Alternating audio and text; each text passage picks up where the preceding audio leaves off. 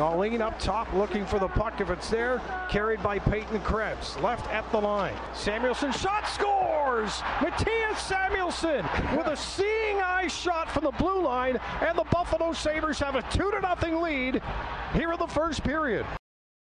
The Habs it will be. The Buffalo Sabres advance to the second round of the Stanley Cup playoffs after defeating the Bruins 4-1 Friday night. Alex Tuch, Zach Benson, Matthias Samuelson, and Josh Norris, they were the goal scorers. The series with Montreal, after their exhilarating win over Tampa last night, 2-1 with 9 shots on goal, begins on Wednesday at 7 o'clock. Sabres have the high ground in the standings, so it'll begin at KeyBank Center. All of the action will be right here on WGR. Around the NHL playoffs, the Avalanche, they beat the Wild 9-6 in their most recent matchup. And the Hurricanes, they beat the Flyers in Game 1 of their next series, 3-0.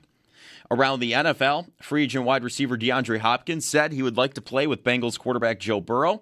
The Colts, they declined to exercise their fifth-year option on quarterback Anthony Richardson.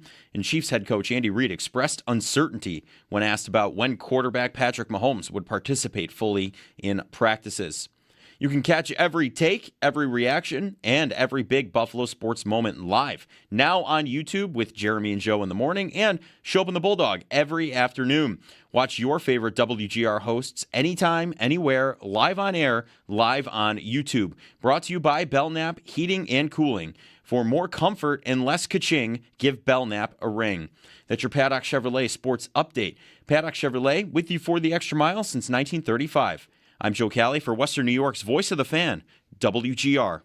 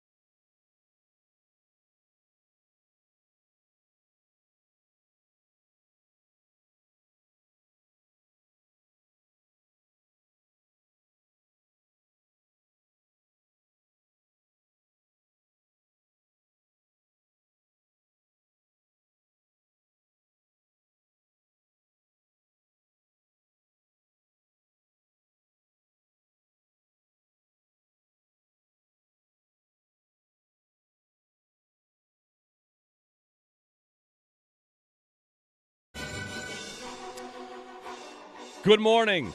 Saw that Lindy Ruffalo sign yesterday. I think I speak for many when I say, gentlemen, welcome to the show. Joe's not here. Joe Kelly, Owen Parker are here.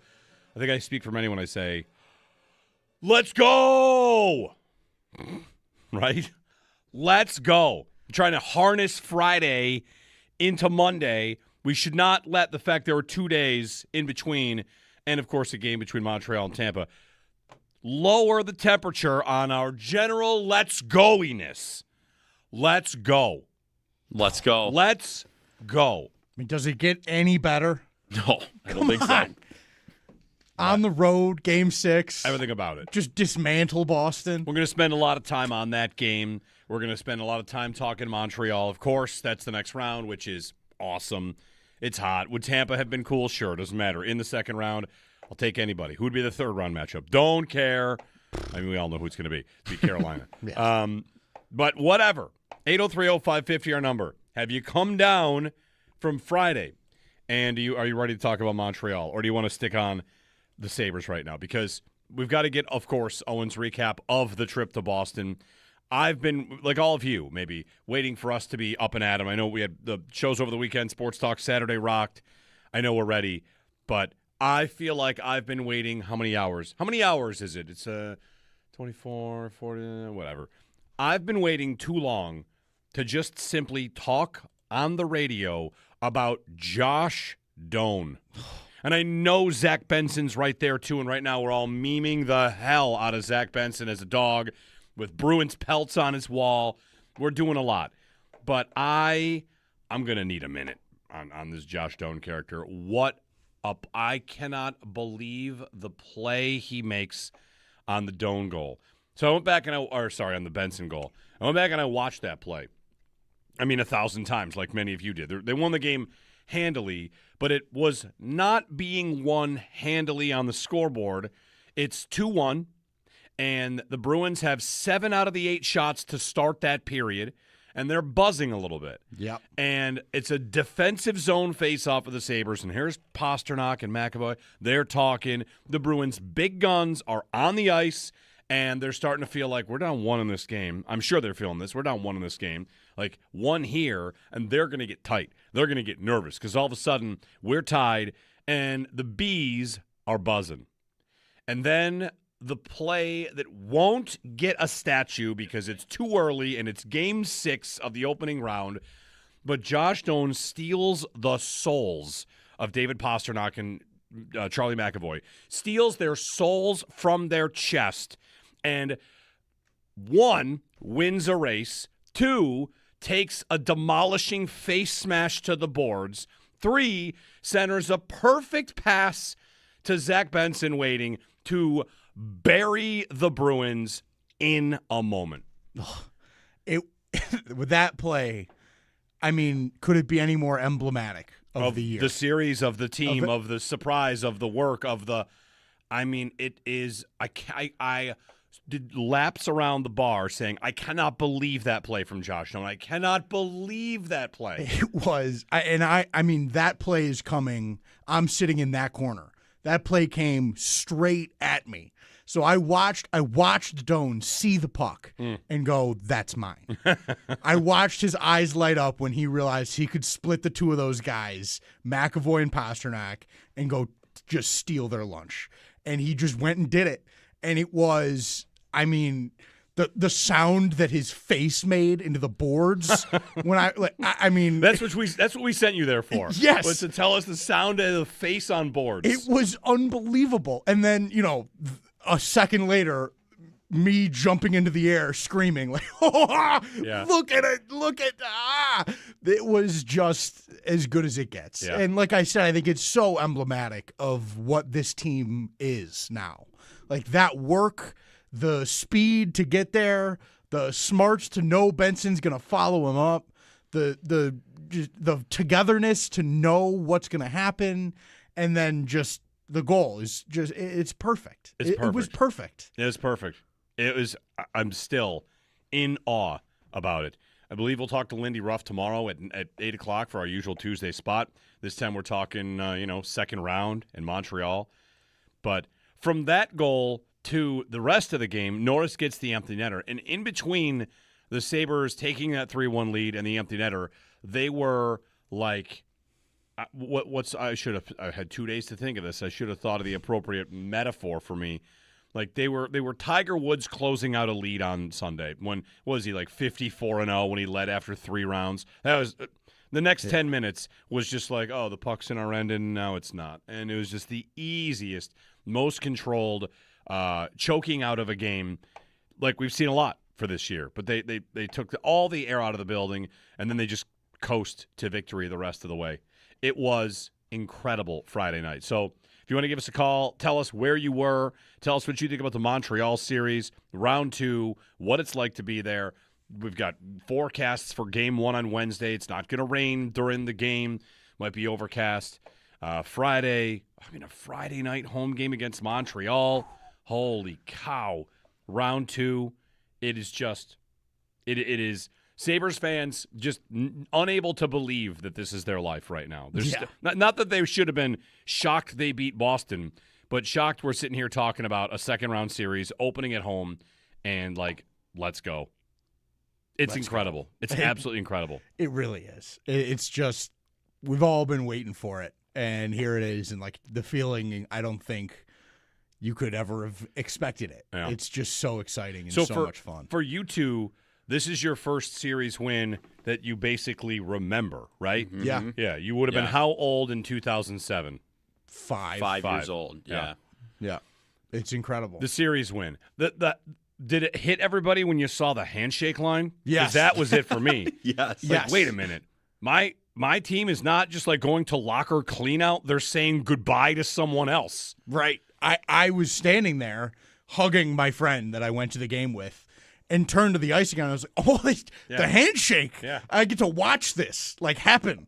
It was, and then I watched Lindy run off the ice all excited. Oh, yeah, that video circulated. Oh, come on. Lindy going off the ice, the Lindy fist pump. Yeah. Yes. Man, I watched that 100 times. I know. 100 times. Like, who's he looking at? Who's he fist pumping? Is it just like a thought, like in a movie script when they tell the coach, like, when you're walking off the ice, why don't you give a nice little fist pump? That'll look really good. And there he is, like, bam, that fist pump. I mean, I got talking about Lindy, I've got thoughts about how he massaged the pressure in this series and how well he handled that. And now I'm thinking about, like we had Ryan Miller and RJ night. I'm thinking about when it's going to be Lindy Ruff night in however many years. Mm-hmm. And how who won't want to be there? Like, I know that's future, but I'm thinking about his place in this franchise and, of course, like what he means to it and how this return. He's a Jack Adams finalist. We found that out on Friday. He, of course, should probably win it. We'll see if the person that everyone thinks should get the award this year because he's been good for a long time, John Cooper, who's not in the playoffs anymore, will get it instead. Ugh. But, man, so many things about that game, so many things about the series. I had the thought about this, too, like, you know how it works, and I apologize for bringing up 13 seconds, but there are games where you have great moments, and there are series where you have great moments. But if you don't win the game and you don't win the series, you don't get to hold on to them the same way. Mm-hmm. Like the Sabres in the last series against the Flyers in 2011, they lose that series in 7 games. The Tyler Ennis overtime goal, you want to be a hero? Tyler Ennis is a hero. That's lost to a series that they lost. So you don't really get to hang on to it the same way. Why do we hang on to Danny Briere against the Flyers? It's because they won the series. Why do we hang on to the Pominville goal? Because that did win them the series. But game 1 in that series, they win it. And if they win game 1 7-6 and go on to lose the series, we still have it, but we don't hold on the same way. And clinching and ending Boston and going to the next round means that game 1 comeback is a forever memory in a series they won. Right. And taking the first 2 in Boston, like draft night, we're there for draft night. They won that game. They won that series. Game 4, 6-1. That's a series that they won now. The whole thing makes you feel so rosy that when they win game 6 with the added pressure, I kind of had the small thought of like, I'm kind of glad they lost game 5, even though that's definitely not what I would have wanted to happen. Right. Like everything all of a sudden just slots in and you feel better about everything. It's all good once you close things out. It crystallizes those wins that came earlier in the series to make it so like you get to slot them into your memory bank the way you'd want to. It's even the off the ice stuff, like you were talking about, like the Blade Gang, and like river all of hockey. That. Yeah, it just stays alive. It's all right. The drum banger draft. Yes, Trust me, yes. I know the number one thing people are excited about is 3 more, likely 3, maybe 4 more drum banger big reveals. Who it's going to be with our rosters. I mean, it's all happening. It's all back. 803-0550 and 1-888-550-2550. You don't even really have to have a take.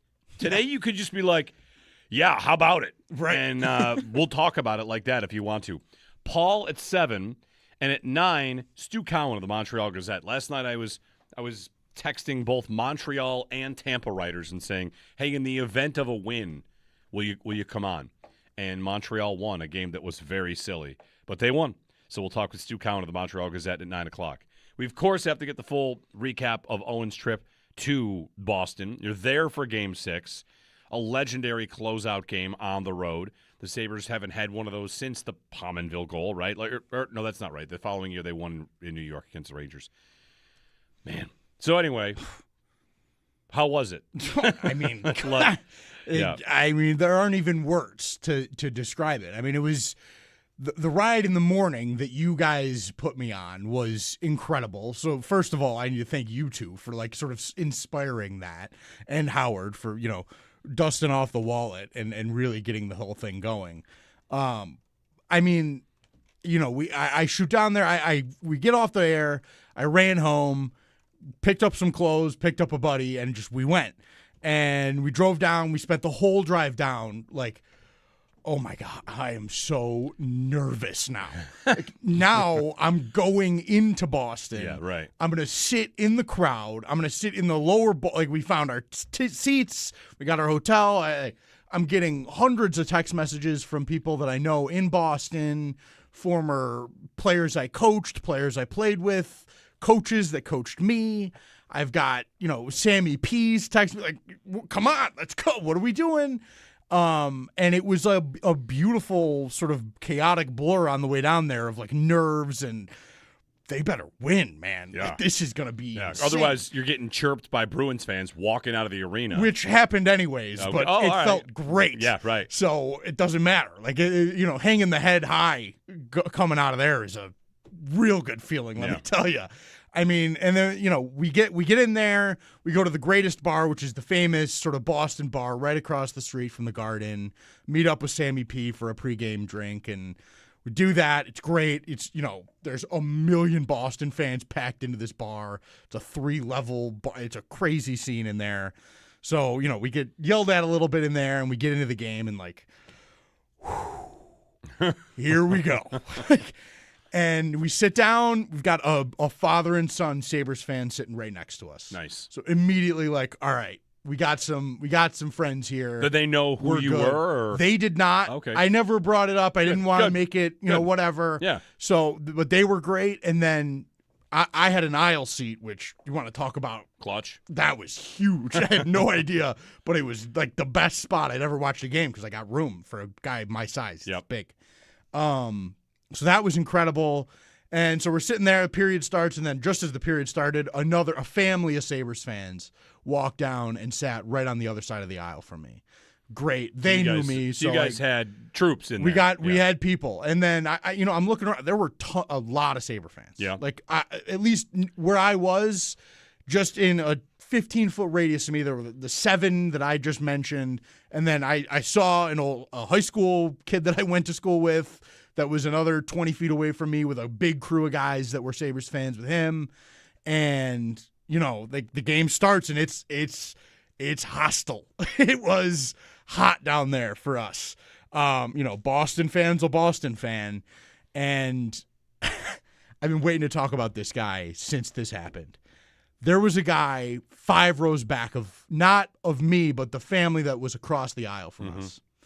Super nice family. We all were just whatever. Nice people. Nice people. There was a Boston fan 5 rows up from You're them. saying this is a person that maybe people would refer to as some sort of Massachusetts. He's a Mass? Yes. Okay. Mass blank. Yeah, one of those. Is absolutely accurate. All-time Glosson nickname, by the way. Nothing has ever been better than that for a nickname for a fan base. It's as good as it gets. All right. And this guy, the Sabres score first. We get up, all of us high-fiving. 5 minutes in? 5 minutes into the game. The tuck goal. The tuck goal. Like Darlene dancing right in front of us. It was unbelievable. We all get up, cheering, whatever, blah, blah, blah. And this guy starts yelling about Josh Allen. Oh, no. Come on. All he had. He just starts yelling about, go cry more, Josh. Like, what? Yeah. What is happening right now? Yeah. And you got Drake May's taken, and it was for the rest of the game. New England Patriots chirps. Okay. At TD Garden in Game 6, the Sabres are winning the whole time, and this guy did not stop. He gave up. A stream of consciousness rant about Josh Allen crying. And I was just like, this is perfect. Yeah. This feels so good. Like, come on. This guy can't say anything about the hockey game because he's, maybe too inebriated to understand where he even is. Or he just knows that they're not good enough because they weren't. Yeah. And it was awesome. Like, that satisfaction that all of us, like all the Sabres, like nobody even engaged with them. Like, okay, have fun back there. Bye. I was thinking about, like, are there any other teams that have 2 teams in the Boston division? Like, why? Like, we seem very Boston obsessed, and it's because we have 2 teams, and in both cases, Boston is in direct, like, right there in our way. And if you're a Bruins fan, you might hate the Rangers and the Yankees. And like, well, the Rangers aren't in your division. The Yankees are for the Red Sox, right? Toronto is the answer here, right? They're in the AL East with Toronto, and they're in the division with the Maple Leafs as well. Mm-hmm. But I was getting down to exactly that because you texted us about the guy talking crap about Josh Allen. I thought, like, yeah, that's why the Bruins and the Patriots, that's why I hate Boston so much, is because, with Philadelphia, neither one of the teams is in my favorite teams division. With Pittsburgh, it's the same kind of thing. Like, yeah, sure, they're around, but we live in the same complex as Boston in both sports. Right. So beating them means an awful lot. Like this year, we'll probably get back to the Bills and getting back on top of the division and beating the Patriots and showing that what they had last year was a little bit of a fluke because of their schedule. But chirping you about Josh Allen at Game 6, like, good luck, man. Yep. Good luck. And so that all was great, that whole thing. But the real thing I want to just shout out is, like, everybody I saw, that it was amazing. There were so many Sabres fans. How many Sabres fans would you say in the arena?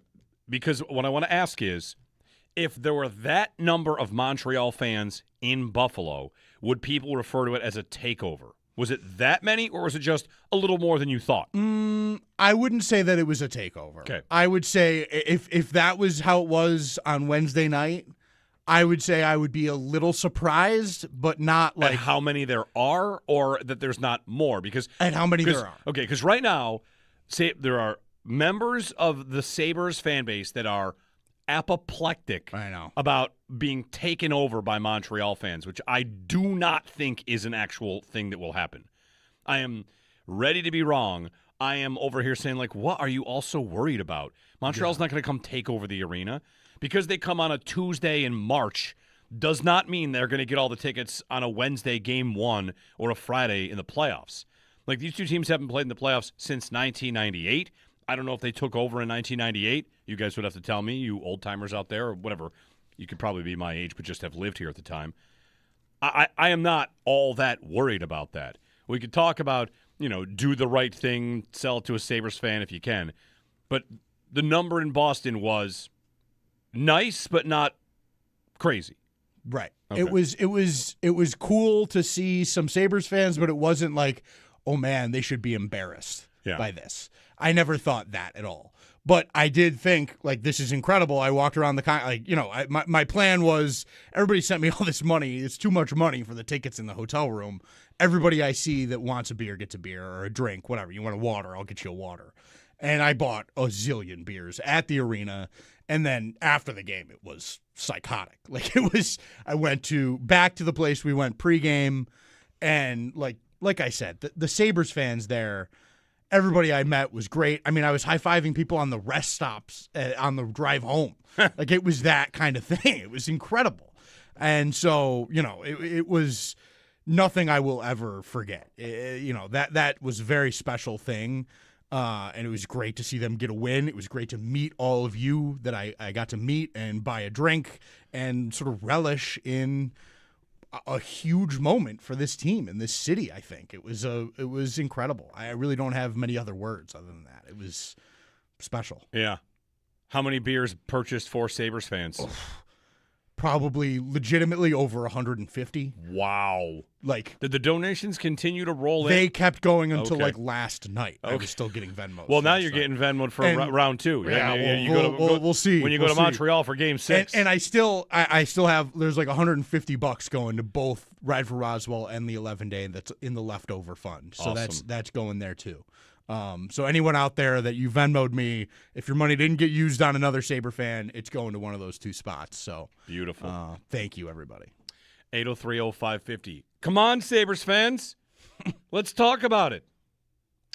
They won in 6, and we all have whatever. I want to say I'm so thrilled for 2 more weeks of hockey, but man, Wednesday, Friday, and it's every other day in this round, so no gaps where you have multiple days. The gap is right now where we got to wait until Wednesday. Game 1 Wednesday at the arena. Good stuff. It is Jeremy and Joe. Joe's out again this week and the following week, so if they get to the next round, he'll be back. We hope he's here we know he'll be back.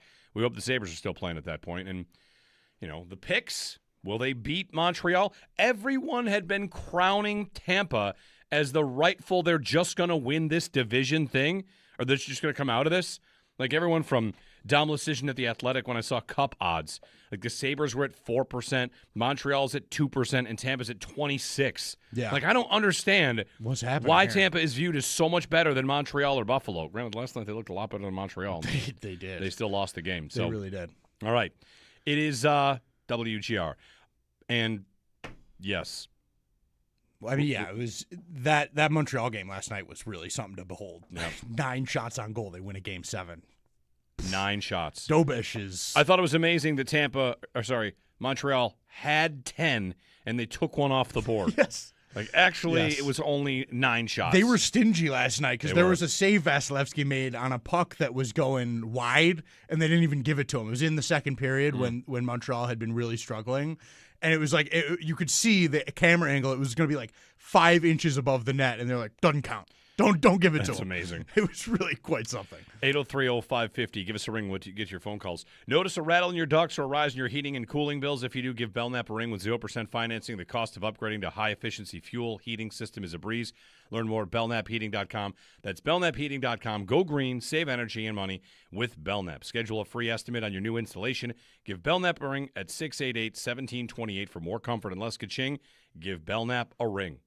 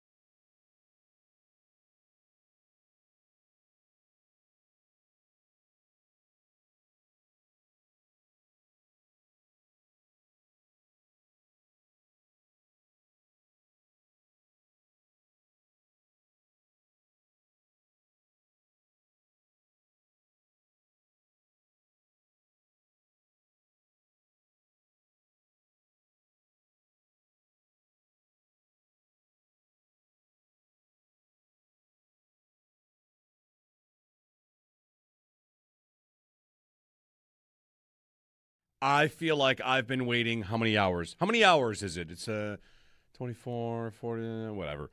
I've been waiting too long to just simply talk on the radio about Josh Doan. And I know Zach Benson's right there, too, and right now we're all memeing the hell out of Zach Benson as a dog with Bruins pelts on his wall. We're doing a lot.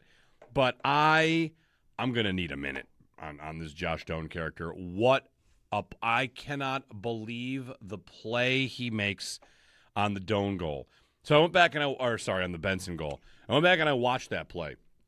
I mean, 1,000 times, like many of you did. They won the game handily, but it was not being won handily on the scoreboard.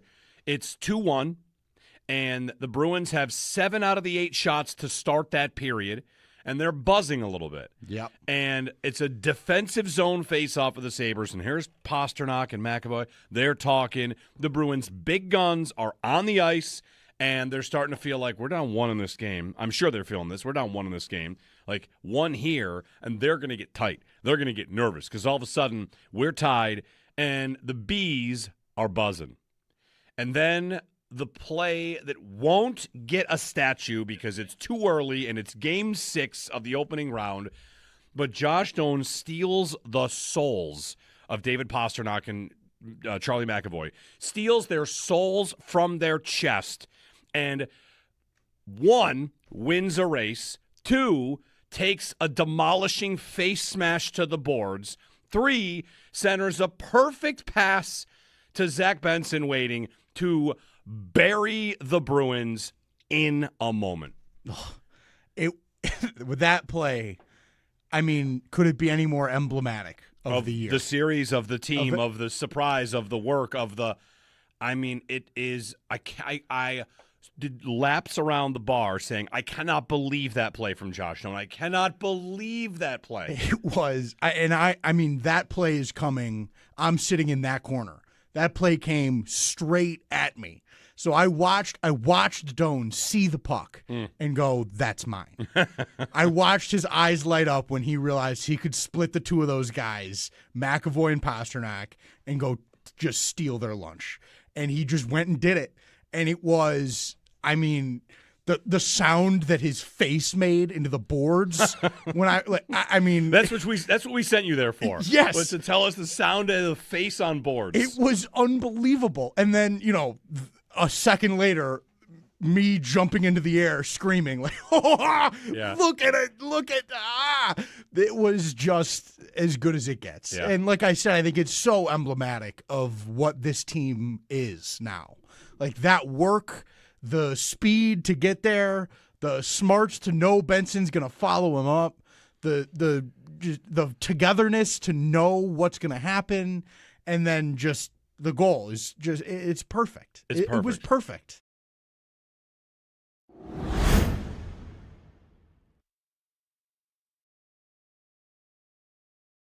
The Habs it will be. The Buffalo Sabres advance to the second round of the Stanley Cup playoffs after defeating the Bruins 4-1 on Friday night. Alex Tuch, Zach Benson, Matthias Samuelsson, and Josh Norris were the goal scorers.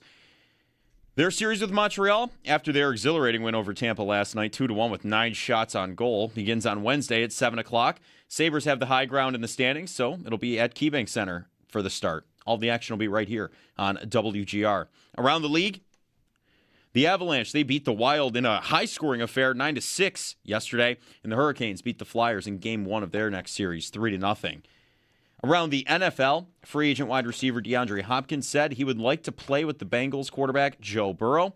The Colts, they've declined to exercise the fifth-year option on quarterback Anthony Richardson, and the Chiefs head coach Andy Reid expressed uncertainty when asked about Patrick Mahomes' participation in practice. You can catch every take, every reaction, and every big Buffalo sports moment live now on YouTube with Jeremy and Joe in the morning and Shope and the Bulldog every afternoon. Watch your favorite WGR hosts anytime, anywhere, live on air, live on YouTube. Brought to you by Belknap Heating and Cooling. For more comfort and less ka-ching, give Belknap a ring. Those are your Paddock Chevrolet sports headlines. Paddock Chevrolet, with you for the extra mile since 1935. I'm Joe Cali for Western New York's Voice of the Fan, WGR.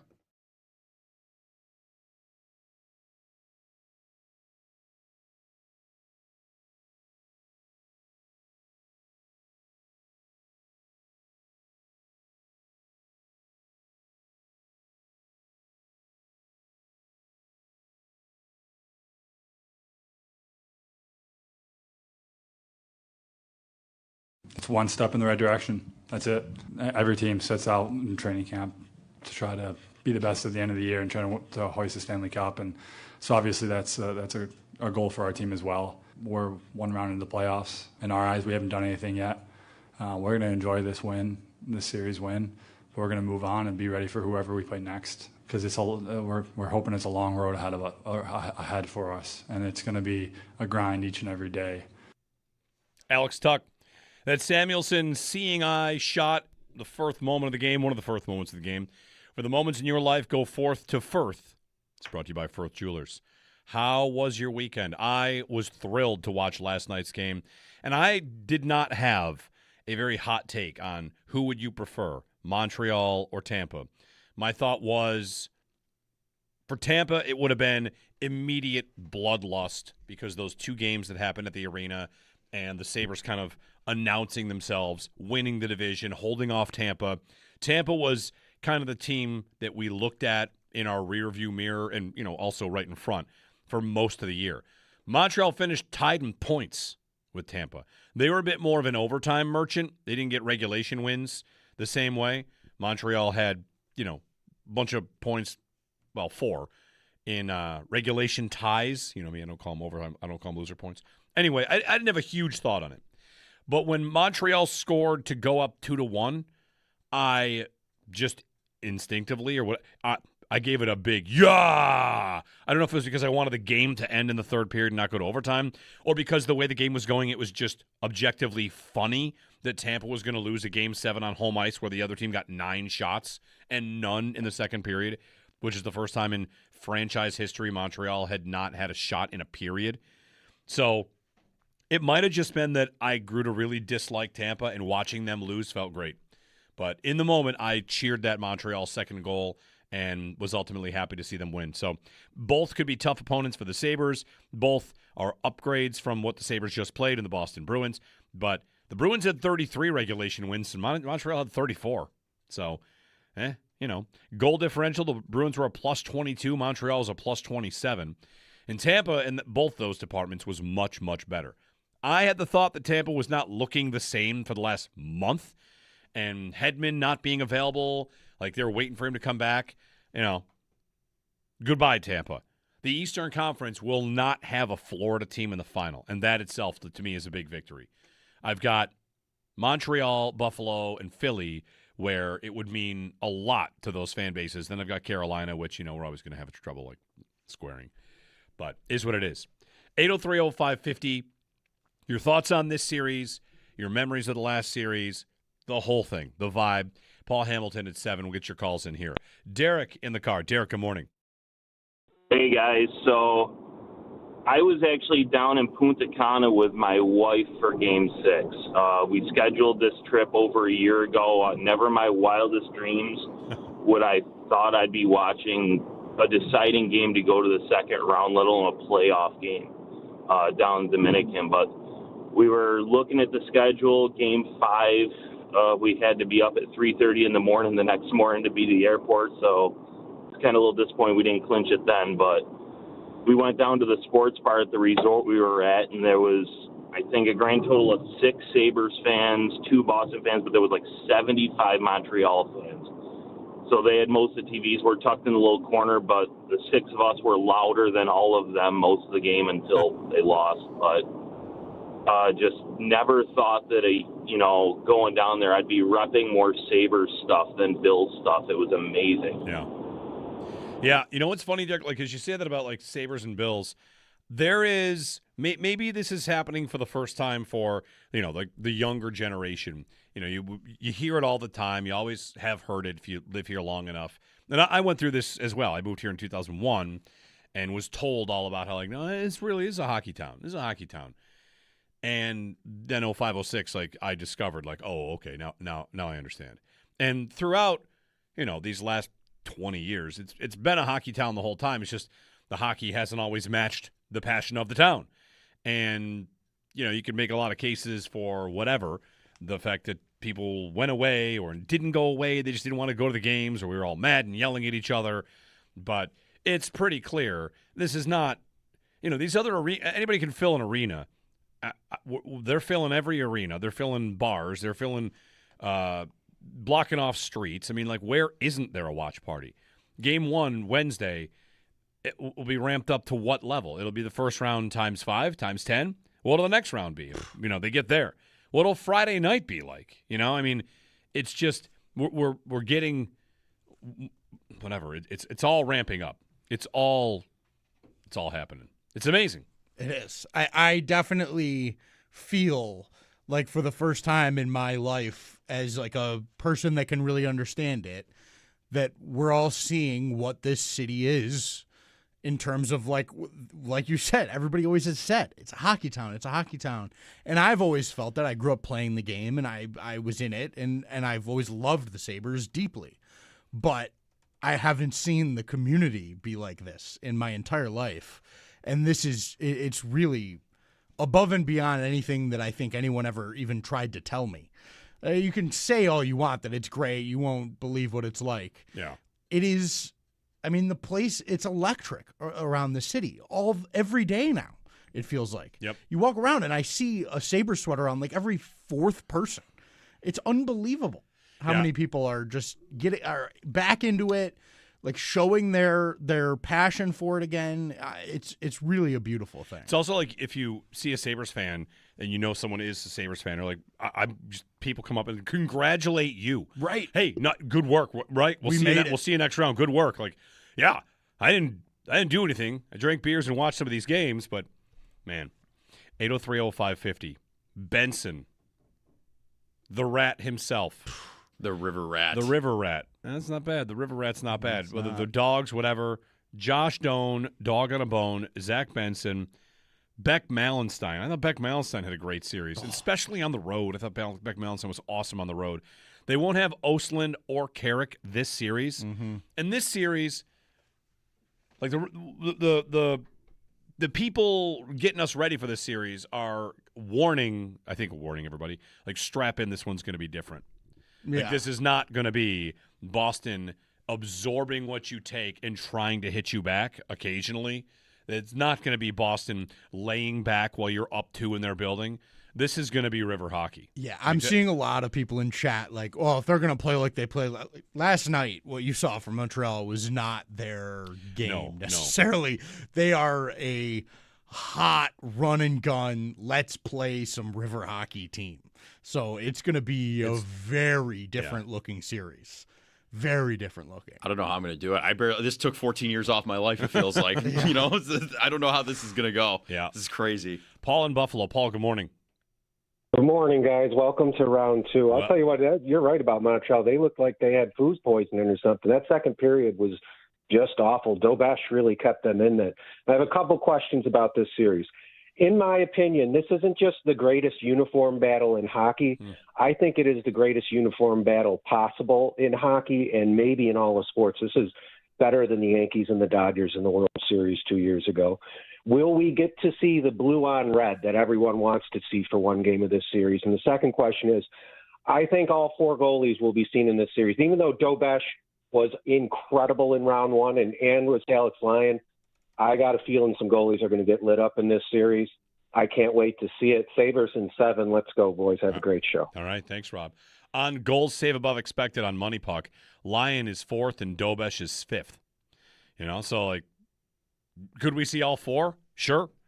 Will we see the Sabres deviate from – there's a guy comes in because he gets chased, and then there's the guy gets the next game.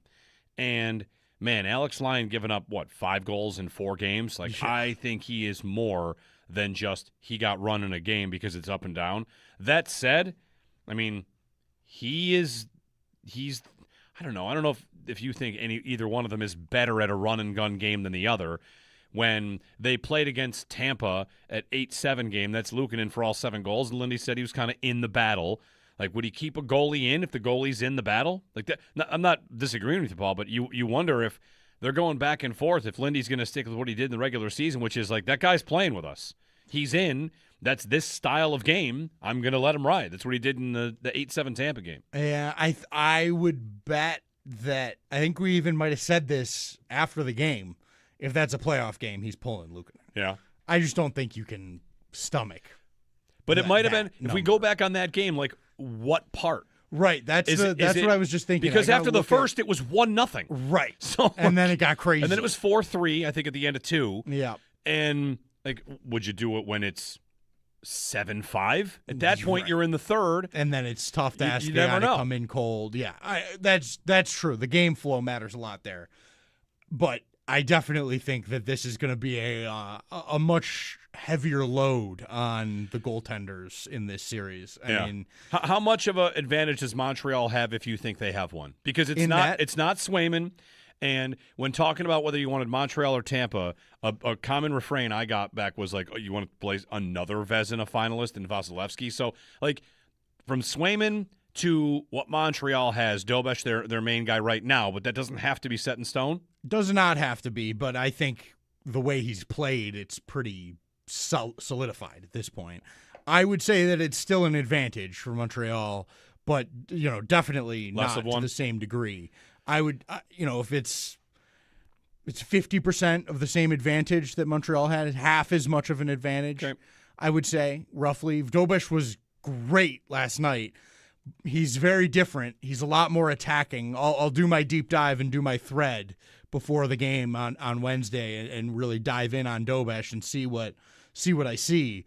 But from everything I've seen from him, and I've been watching him a long, long time since he came over from, I think he's Czech Republic maybe, since he came over for juniors before he even went to college. Yeah, I remember he is watching him play. Czechia, yep. Same age as me, so Yep. he's I was kind of not competing with him, but I was around him. Yeah, he's an And 0-1. he's incredible. Yeah. Super talented, really fast, athletic, a lot more attacking, sort of more aggressive than Swayman, I would say. Yeah.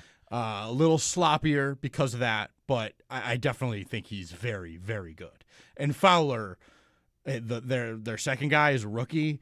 He is like a Carey Price level technician sort of guy. That's really, really interesting to watch too. So they've got two guys that can really go. Montreal's power play in the playoffs got 5 power play goals in the 7 games. Yeah, their power play is 20%. That's a good power play. Not best in the league right now in the playoffs, but for sample size, might as well be. Like the Ducks have a 50% power play. I feel like that won't last. The Sabres get through in 6 with the worst power play in the first round. Mm-hmm. They can still get hot. When a power play gets hot in the playoffs, it doesn't have to get hot all 4 rounds. Sometimes you just need it 1 round. Yeah. And Anaheim, that's part of the reason. That's how they beat Edmonton. Just great on the power play. 8 power play goals in 6 games for for Anaheim. 803-0550. More of your phone calls. We'll get Paul Hamilton on the matchup, on everything from Friday as well. We'll talk about it with you at 803-0550 and 1-888-550-2550. Jeremy and Joe on WGR.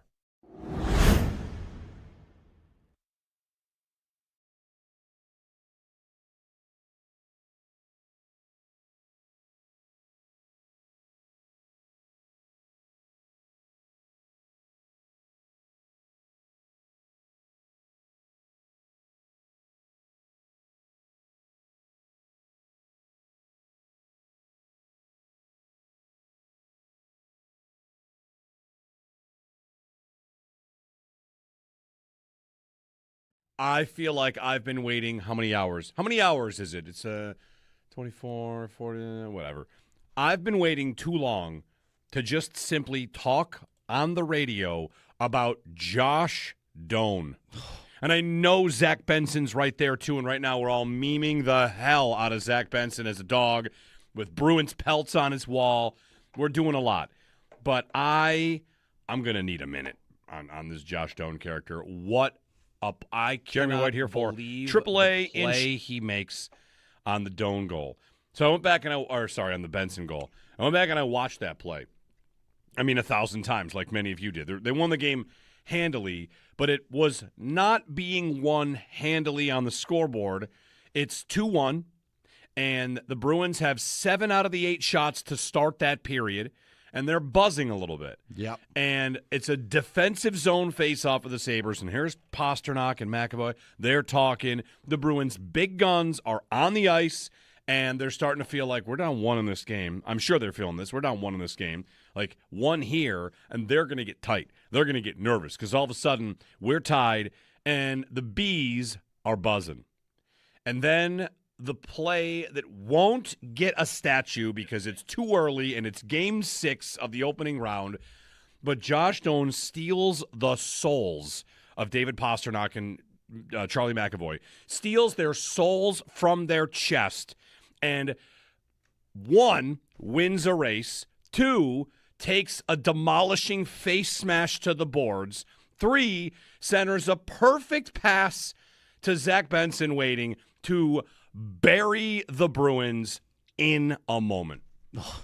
With that play, I mean, could it be any more emblematic of the year? The series, of the team, of the surprise, of the work, of the – I mean, it is – I did laps around the bar saying, I cannot believe that play from Josh Doan. I cannot believe that play. It was. I mean, that play is coming. I'm sitting in that corner. That play came straight at me. So I watched Doan see the puck and go, that's mine. I watched his eyes light up when he realized he could split the two of those guys, McAvoy and Pasternak, and go just steal their lunch. And he just went and did it. And it was, I mean, the sound that his face made into the boards when I mean that's what we sent you there for. Yes, was to tell us the sound of the face on boards. It was unbelievable. And then a second later, me jumping into the air screaming like, look at it, it was just as good as it gets. Yeah. And like I said, I think it's so emblematic of what this team is now. Like that work, the speed to get there, the smarts to know Benson's going to follow him up, the togetherness to know what's going to happen, and then just the goal is just it's perfect. It was perfect.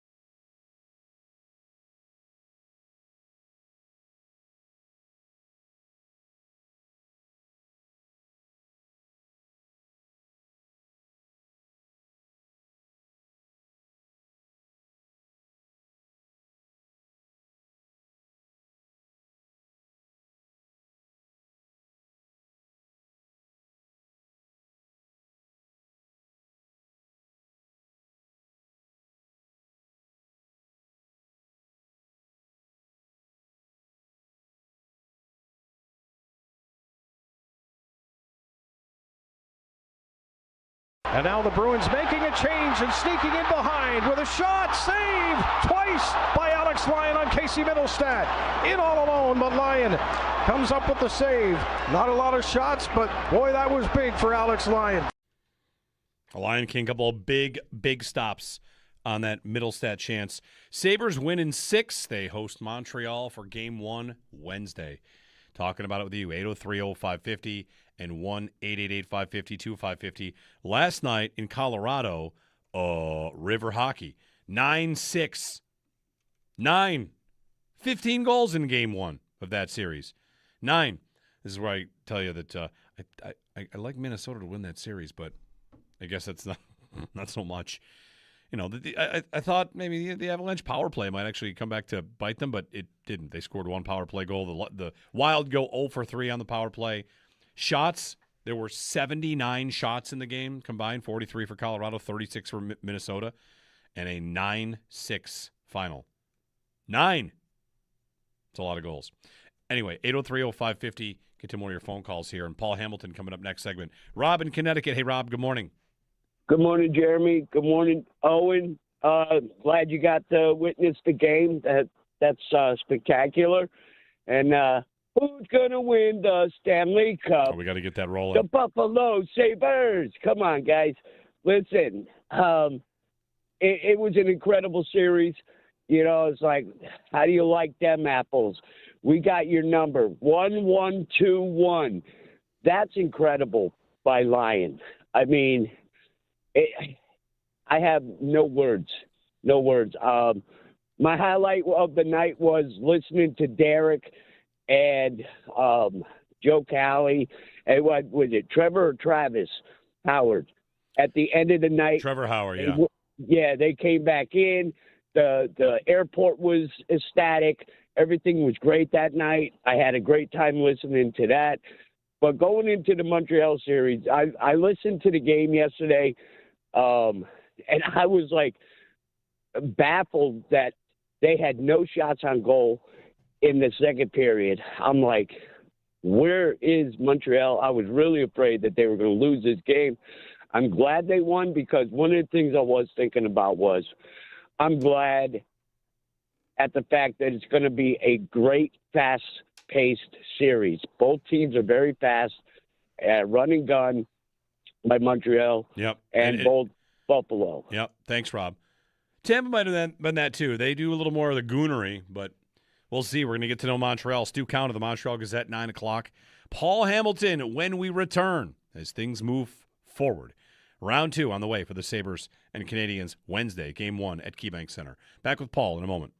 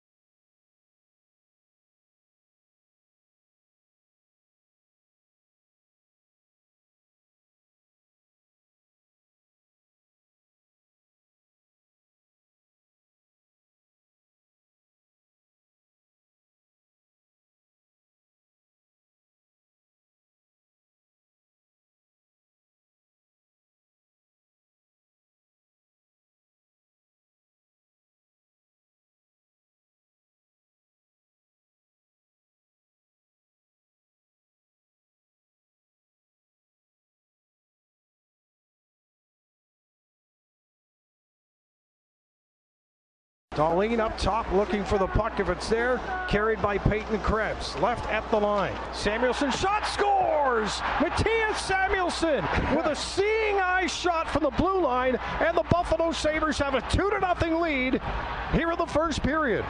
Off to round two, the Buffalo Sabres advance to the second round of the Stanley Cup playoffs after defeating the Bruins 4-1 Friday night. Alex Tuch, Zach Benson, Matthias Samuelson, and Josh Norris were the goal scorers. Their series next with Montreal after their exhilarating win over Tampa last night, 2-1 with 9 shots on goal. That begins on Wednesday at 7 o'clock. The Sabres do have the high ground in the standings, so it'll begin at KeyBank Center. All of the action will be right here on WGR. Looking around the league, the Avalanche, they beat the Wild 9-6, and the Hurricanes beat the Flyers in Game 1 of their next series 3-0. Around the NFL, free agent wide receiver DeAndre Hopkins said he would like to play with Bengals quarterback Joe Burrow, and the Colts declined to exercise their fifth-year option on quarterback Anthony Richardson, and Chiefs head coach Andy Reid expressed uncertainty when asked when quarterback Patrick Mahomes would fully participate in practices. Catch every take, every reaction, and every big Buffalo sports moment live. Now on YouTube with Jeremy and Joe in the morning and Shope and the Bulldog every afternoon. Watch your favorite WGR hosts anytime, anywhere. Live on air, live on YouTube. Brought to you by Belknap Heating and Cooling. For more comfort and less ka-ching, give Belknap a ring. That's your Paddock Chevrolet Sports Update. Paddock Chevrolet, with you for the extra mile since 1935. I'm Joe Cali for Western New York's Voice of the Fan, WGR.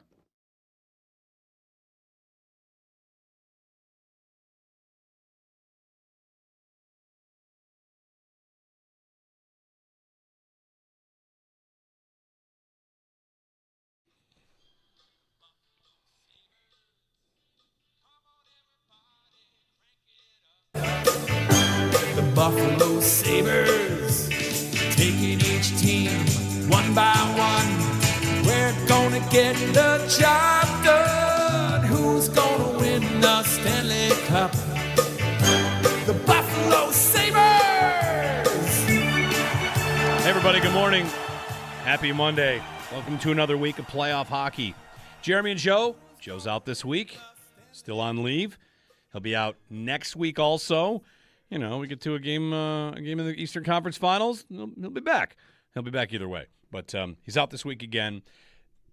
Good morning. Owen Parker here, Joe Kelly here. Paul Hamilton on the Wester hotline as well. Paul, good morning. Welcome to round two. Hello, how are you? Paul, I couldn't be better, you know. Friday was amazing. Friday was a ton of fun. And Sabres fans going nuts. The scenes at the airport, you know, we got it all rolling right now. Yeah, I knew. Yeah, the airport thingy. Somebody said to me, "Oh no, nobody's going to be at the airport." I go, "Are you kidding me?" Yeah, there's going to be people at the airport. There's no question about it. Well, they deserved the heroes' welcome home after the game in Boston to close out the series. Before we get to the Montreal series, let's close out the Boston series. Of course, that happened on Friday night. So Sabres win, and it's a game that whatever we'll remember for a lot of different reasons, but it. Among other things, Paul, it was the better team firmly putting the foot down that they were the better team and deserved to win the series. Like, it was close at times, but they're a lot better than Boston, and we saw that in Game 6. Anytime they used their speed, they were a much better team, and they did that in Game 6. I mean, and the goal right off the bat is Alex Tuch comes flying in down the left wing side.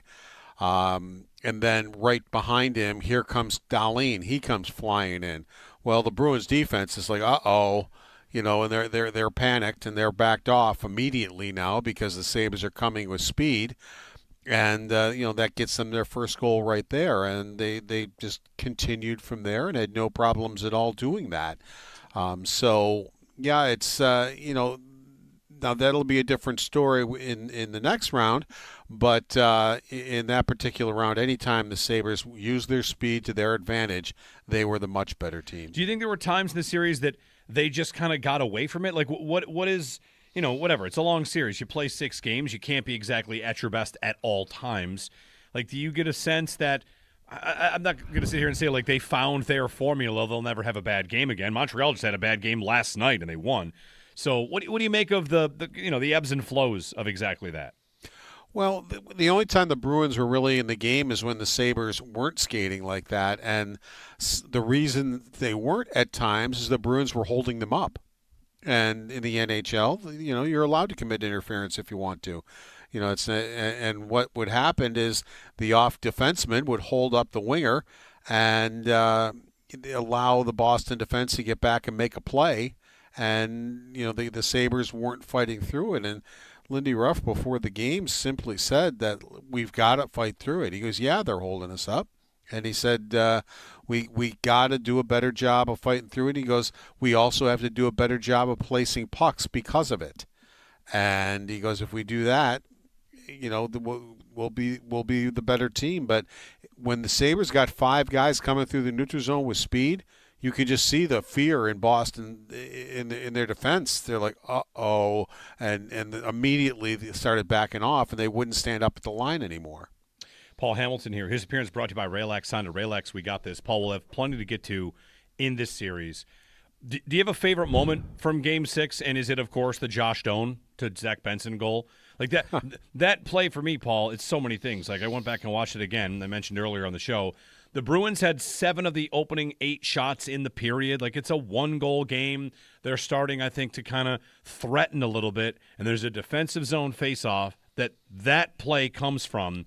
And to me, the Bruins were done in that moment. Like it's an incredible play, emblematic of the Sabres season, bursting through and kind of whatever, just like claiming something that they've earned. And Josh Doan and Zach Benson teaming up for it is representative, I think, of a lot about this team. Absolutely, and you got Doan coming down, and both Bruins, McAvoy and Pasternak, have position. That's the one you got to see. The one thing on Pasternak that is a minus. He's a great goal scorer, and there's no doubt about it. He has scored some big goals and come through in big times for the Boston Bruins, including in this series. He quit on the play. Simply quit. And that's what he does. He does quit on plays, and Josh Doan didn't quit on the play. He just kept moving, and turns out McAvoy had a broken hand, wrist, or something like that. In Game 2, but I don't think that would have saved him either. I mean, the way that had nothing to do with Doan out racing him, and just showing the sheer determination to get to that puck, and Benson also getting there and getting to the net all by himself. But it was almost disgusting to watch the way Pasternak just gave up on that play, and the way Doan just, it didn't look like in the beginning that he had a chance, and by the end, he just was not going to be denied. Yeah, like that play I saw back on the bench, Pasternak and McAvoy talking like maybe he thought McAvoy was going to go for, who knows, whatever. And Doan, of course, not only wins the race and makes the play, but he takes a pretty big hit to do it. Yeah, he did. No, he got hit into the wall, and the saying in hockey, good players take a hit to make a play. And he certainly took a hit to make a play there. I think he was just a little bit shaken up. You could kind of tell he was getting up a little bit slow there, but anybody in hockey will gladly take that hit to make a play to score like that. It's a big glow up for Doan. Benson also getting his, Paul, and I feel like we're getting to that part in hockey where you got a guy that gets under another team's skin. Everybody hates him, and you love him because he's on your team. How do you feel about the line Benson is currently walking? Yeah, and Lindy Ruff explained it really well yesterday when I asked him. I said, how much do you counsel him on? He goes, I really don't have to. And he said, the one thing that the one thing that he does very well is he toes the line now where he doesn't take dumb penalties while doing it. And that was the one thing he was doing last year, is he was sitting in the penalty box too much and putting them shorthanded. And he's not doing that anymore. He knows where that line is as far as he knows he's going to take somebody with him, or he's going to draw the penalty and get the power play. but he is much, much better at that.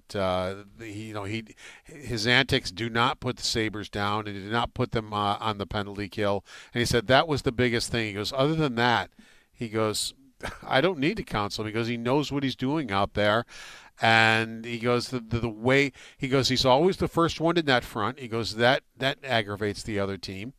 He's always the first one to a battle. He goes, that aggravates the other team. And, so he goes, those are the reasons. It's just the way he plays the game is just an aggravation to the other team. Do you think he has to be a little careful? I mean, whatever, you're towing the line. Is he a dirty player? Well, that Slewfoot's a dirty play. It's a extremely dirty play. That's the reason he got slashed. Yeah. Is he kicked out the skates from McAvoy. Now McAvoy did that to Thompson earlier in the game, but that's what got him going. That is an extremely dangerous and dirty play. If I'm the NHL, both players are getting suspended. But Benson's would be a game, and McAvoy's would be probably 5 to 10 games in my NHL. Yeah. And McAvoy's going to get probably 5, right? He has an in-person hearing, so he likely looking at 5 to start next season. Yeah, and it's richly deserved. Yeah. Right. I mean, all right, you got slew-footed. You can't get up and do that. Yeah. You can't get up and swing your stick at somebody's face the way he did. So yeah, he absolutely deserves 5 games or more. Benson, meanwhile, I haven't heard anything about discipline or something. No, he hadn't heard anything. No, he's fine. All right. Paul Hamilton joining us. His appearance brought to you by Raylax Honda. Raylax, we got this. The other thing, Paul, I mean, as the series is over against Boston, 6 games done, your best players have to be your best players. Leading the team in points, there's Tage Thompson and Alex Tuch, each with 7 points in the 6 games. I thought Tage Thompson was fantastic in that game. I thought he was Buffalo's best player. He had a couple of assists. He had chances to score. It just seemed like every time I looked up, he was doing something to help that team win a hockey game, whether it was getting back on defense, whether it was going to the net, whether it was getting assists on goals, whether it was winning battles in the corner, getting to the battle and winning battles. I just thought he was fantastic. And it just, again, goes to show here's a guy that in the Olympics, in the World Championship, in the biggest games, he was showing up. And now he's been in the Stanley Cup playoffs, and that was Buffalo's biggest game. And again, I thought he was Buffalo's best player. I thought he had a great game. There's a point here, Paul, on experience. Like Montreal beats Tampa, Buffalo beats Boston, Anaheim beats Edmonton, Philly beats Pittsburgh, right? Like these teams that had plenty of experience or more experience lose. Would you say, like, now that we're at this stage, I mean, it's Buffalo, Montreal, is experience still something to think about, or is it out the window pretty much? This team is now Stanley Cup experienced, and now it's round 2. I thought it was out the window last series because Buffalo was in a playoff race. They got behind by Thanksgiving, way behind. They were in last place in the conference. So they had the pressure of having a race, a playoff race, something that they've never been in before, some of them. Many of them. Yeah. And they passed the test in flying colors. They didn't get nervous with it. They, if they lost a game, they knew how to handle it. If they won a game, they knew how to handle it. And they just kept getting better and better and better. So, to me, they kind of had that experience. Now, twice in that series, Lindy Ruff did mention he thought his team got a little uptight, including the third period of Game 6. He said, I thought we'd start the third period, we were a little uptight. And he said basically what you were talking about, that, they got that face-off, they got that goal, and he goes, once we got that goal, we were back to our normal team again. He goes, we were fine. Yeah, after that, I thought they were, like, unbelievable at keeping Boston out of their zone after they went to 3-1. Like, Boston had nothing. The whole game ended on that Doan to Benson play to me. Like, it was not the same after that. But even in the 2 situations where he talked about he felt the team had nerves, they snapped out of it. It didn't cost him a game. It didn't keep going or they got worse and then all of a sudden they just were on their heels, and that didn't happen. They were like, I think, slightly nervous or whatever, and they got out of it. Let's get to the injury report brought to you by Hamburg Overhead Doors. Your garage door injured? Call the experts at Hamburg Overhead Door to get your door healthy again. Lindy Ruff has already said no Oslin and no Carrick for this series, correct? Yeah, that was no surprise. Right. I mean, I think we all figured that, but of course you got to ask and find out. Yeah, which means, maybe the timeline is for one of them to return if they can make another series. Paul, how do you like their depth down the middle without those two guys? I mean, whether it's Kozak on the fourth line or Norris returns and gets an empty netter. I don't know what you thought about Norris. My thought on him through Game 6 was I've noticed Doan and Benson a ton and not Norris. That might just be me. Like, how do you feel like Norris came through Game 6? How did he feel about it? I thought he played pretty well in Game 6. I did notice him in Game 6. I could see his speed. I could see him in winning battles. I could see him getting back on defense. He seemed to get a couple of opportunities, so I thought it was much better.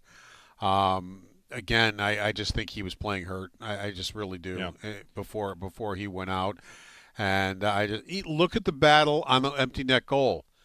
He and I'm sorry, it was either Benson or Doan, which it always is.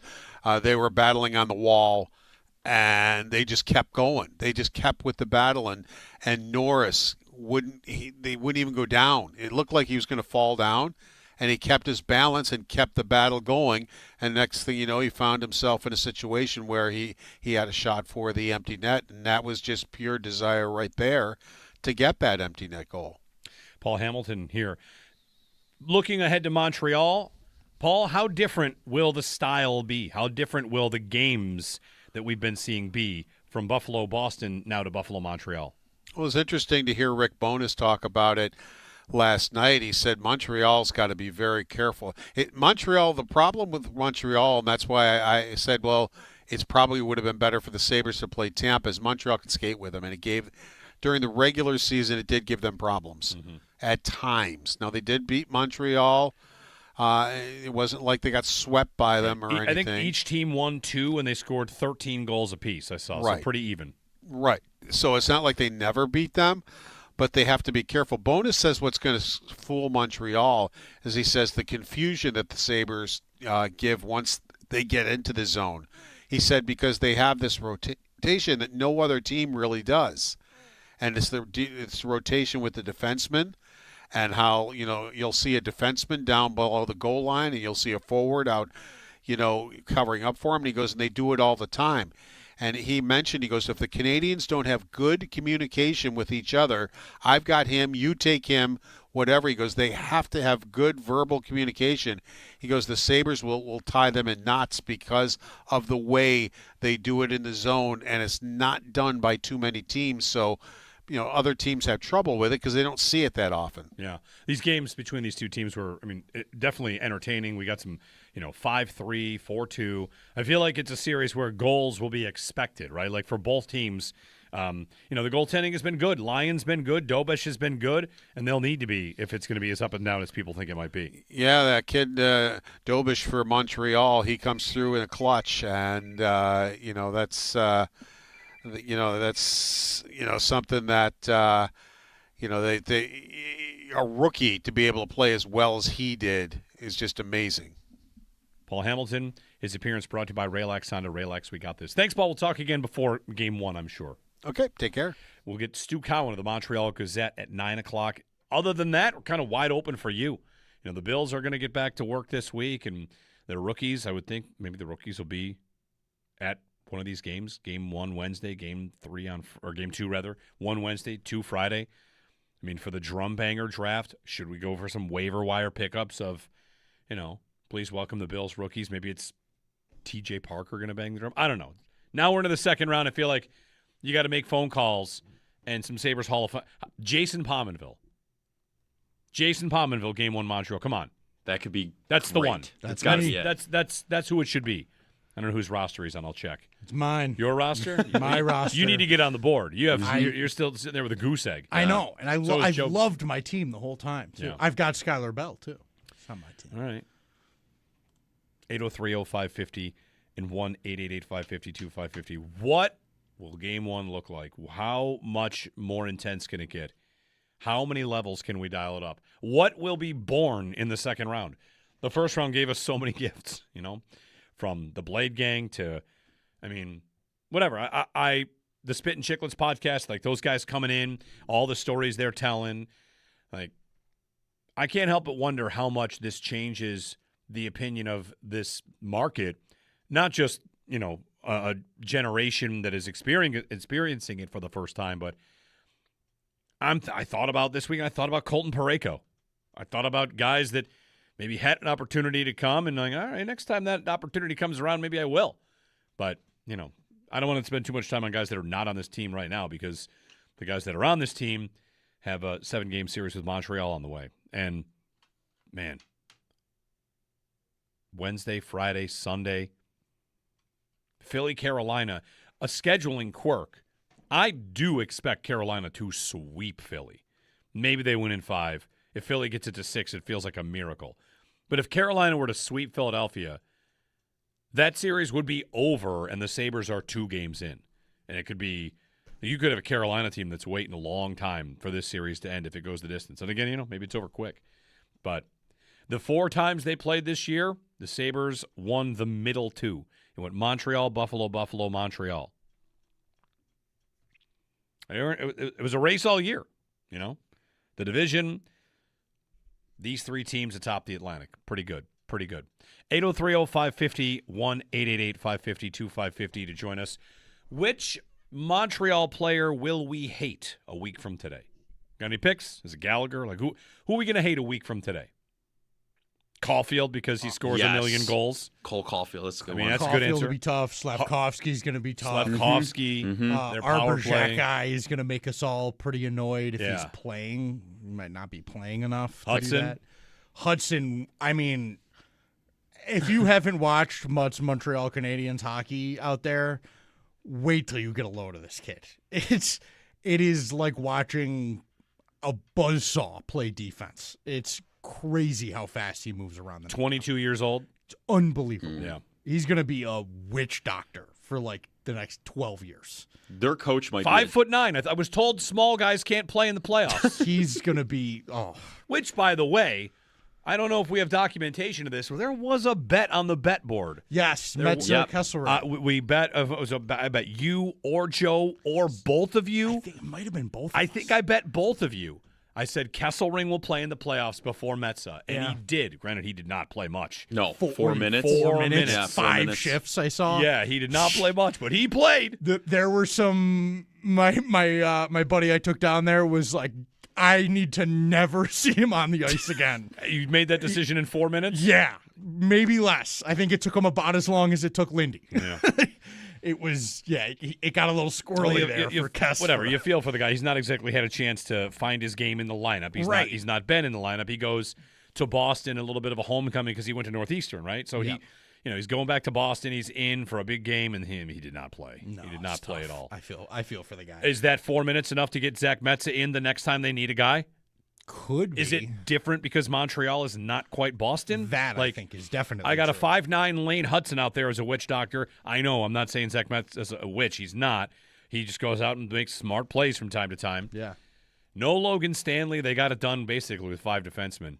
And, lots to say about each of them, whether it's I thought Byram played great again. Like they've just got they looked up to it. They looked up to it. And to me, so much about this series, you could say a lot of things. It just validates so many things that we watched this year.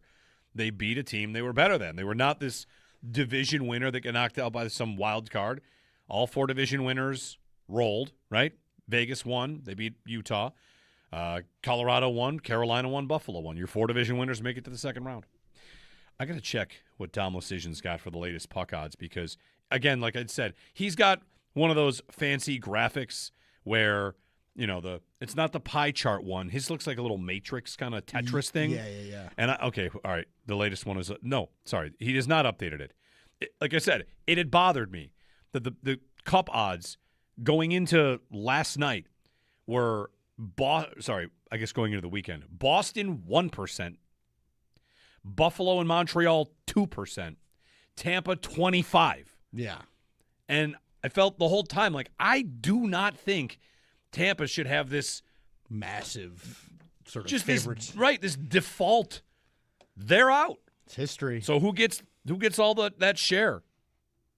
Buffalo or Montreal? Like who gets those 25 little points? I'll bet it's split. It leans Montreal or it leans Buffalo. Think so? I think so. Checking around some of the sports books, it looks pretty darn close. I watched one where the series was -110 both ways. So you might find one book that says this and one book says that, but it's a pretty close series. 803-0550. Wide open for you. Give us a ring. Make your pick. Share with us your Friday night, how it went for you, all of it. The Sabres are on to round 2. It'll be Sabres in Montreal coming up. Game 1 is Wednesday as hockey continues to take over our lives. Jeremy and Joe here on WGR.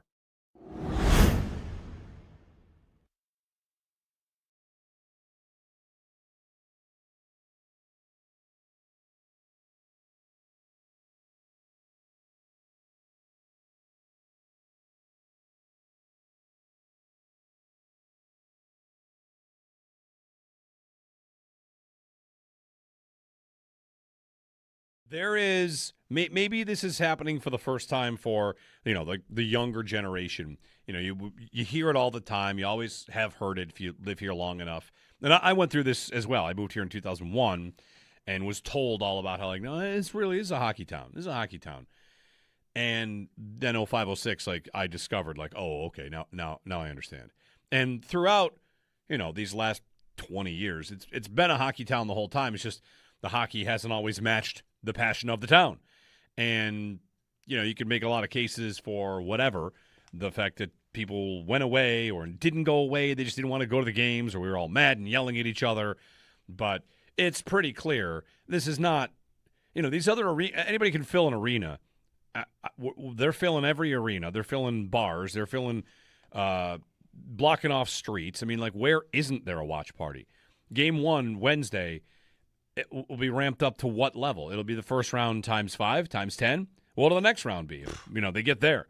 What'll Friday night be like? I mean, it's just we're getting whatever. It's all ramping up. It's all happening. It's amazing.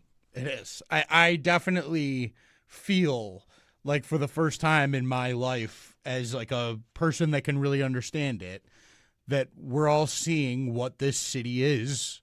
In terms of like you said, everybody always has said it's a hockey town. It's a hockey town, and I've always felt that. I grew up playing the game, and I was in it, and I've always loved the Sabres deeply, but I haven't seen the community be like this in my entire life, and it's really above and beyond anything that I think anyone ever even tried to tell me. You can say all you want that it's great. You won't believe what it's like. Yeah, it is. I mean, the place, it's electric around the city every day now, it feels like. Yep. You walk around and I see a Sabre sweater on like every fourth person. It's unbelievable how many people are just are back into it, like showing their passion for it again. It's really a beautiful thing. It's also like if you see a Sabres fan and someone is a Sabres fan, or like I'm just people come up and congratulate you. Right. Hey, good work. Right. We'll see you next round. Good work. Like, yeah, I didn't do anything. I drank beers and watched some of these games, but man.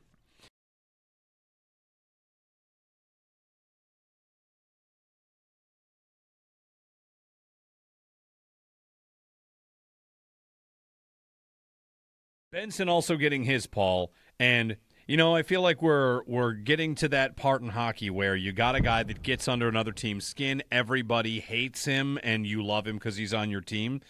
How do you feel about the line Benson is currently walking? Yeah, and Lindy Ruff explained it really well yesterday when I asked him. I said, "How much do you counsel him on?" He goes, "I really don't have to." And he said, "The one thing that." Excuse me. The one thing that he does very well is he toes the line now where he doesn't take dumb penalties while doing it. And that was the one thing he was doing last year, is he was sitting in the penalty box too much and putting them shorthanded. And he's not doing that anymore.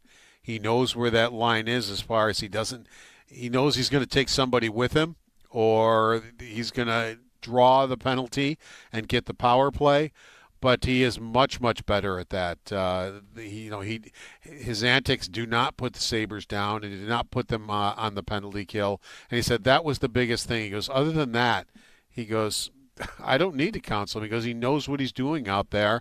And he goes, the way he goes, he's always the first one to net front. He goes, that aggravates the other team. He's always the first one to a battle. He goes, that aggravates the other team. And so he goes, those are the reasons. It's just the way he plays the game is just an aggravation to the other team.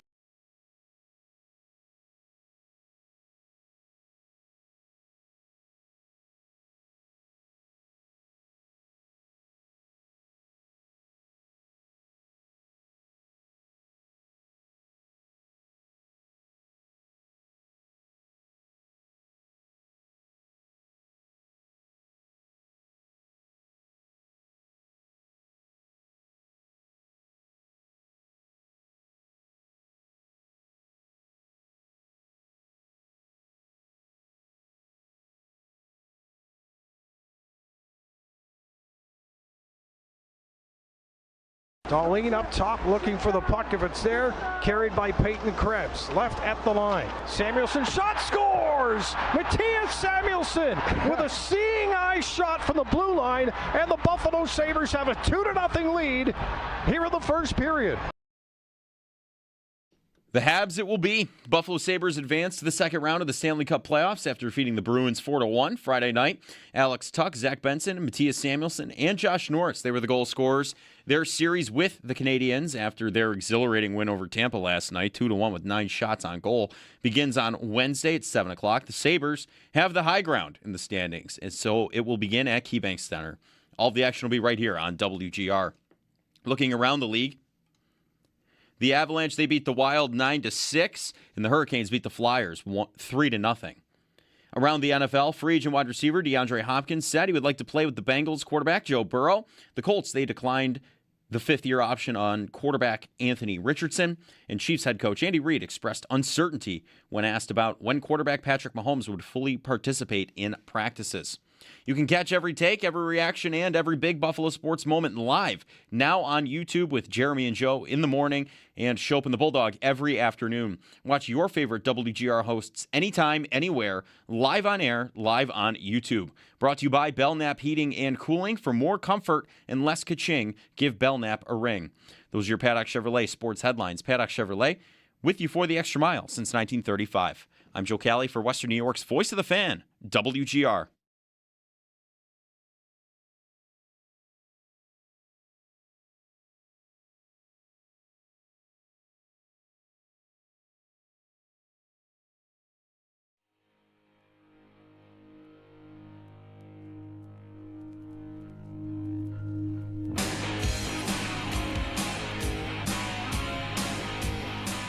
Down the left wall, into the slot, Thompson turns away from pressure, leaves it for Dahlin, walks it in, he's got a man in front, scores! Alex Tuch from Rasmus Dahlin, a dynamic duo right in front of the Boston Bruins net, and it's 1-0 Buffalo.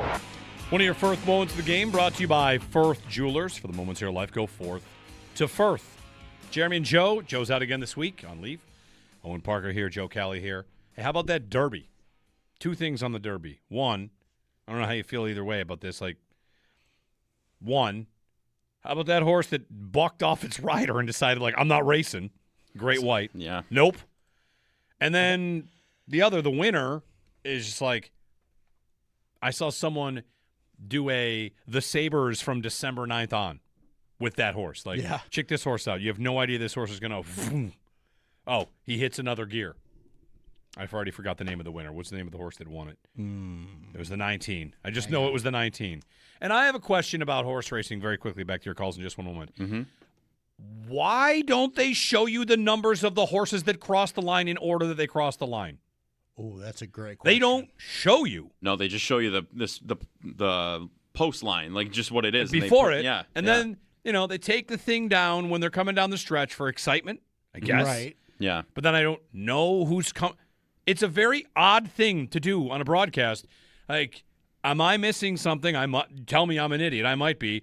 Down the stretch they come. Okay, what horses are there? Right. Who's there? There's a schmozzle of equine. That's horses, right? Just legs and mud and everything churning, and they'll cross the line. Like, who was it? I don't know. And we're not going to put it on the screen, and we're not going to talk about it. You have no idea who finished second or third. You're watching this you will have no idea for 10 minutes. We will not discuss who finished second or third. That's tough. They wait for the official results. I know. Oh, the official results? Throw it on the screen and say it's unofficial. I know. They say just so true. Give me 5 seconds to say who finished in second. You never know. And this has been this way for 20 years. Yeah. Every time you watch the Derby, like, well, I saw that guy. It was 19. Here's the replay. I can't tell what number it is because they're going so fast. Am I the only one that wonders why this is?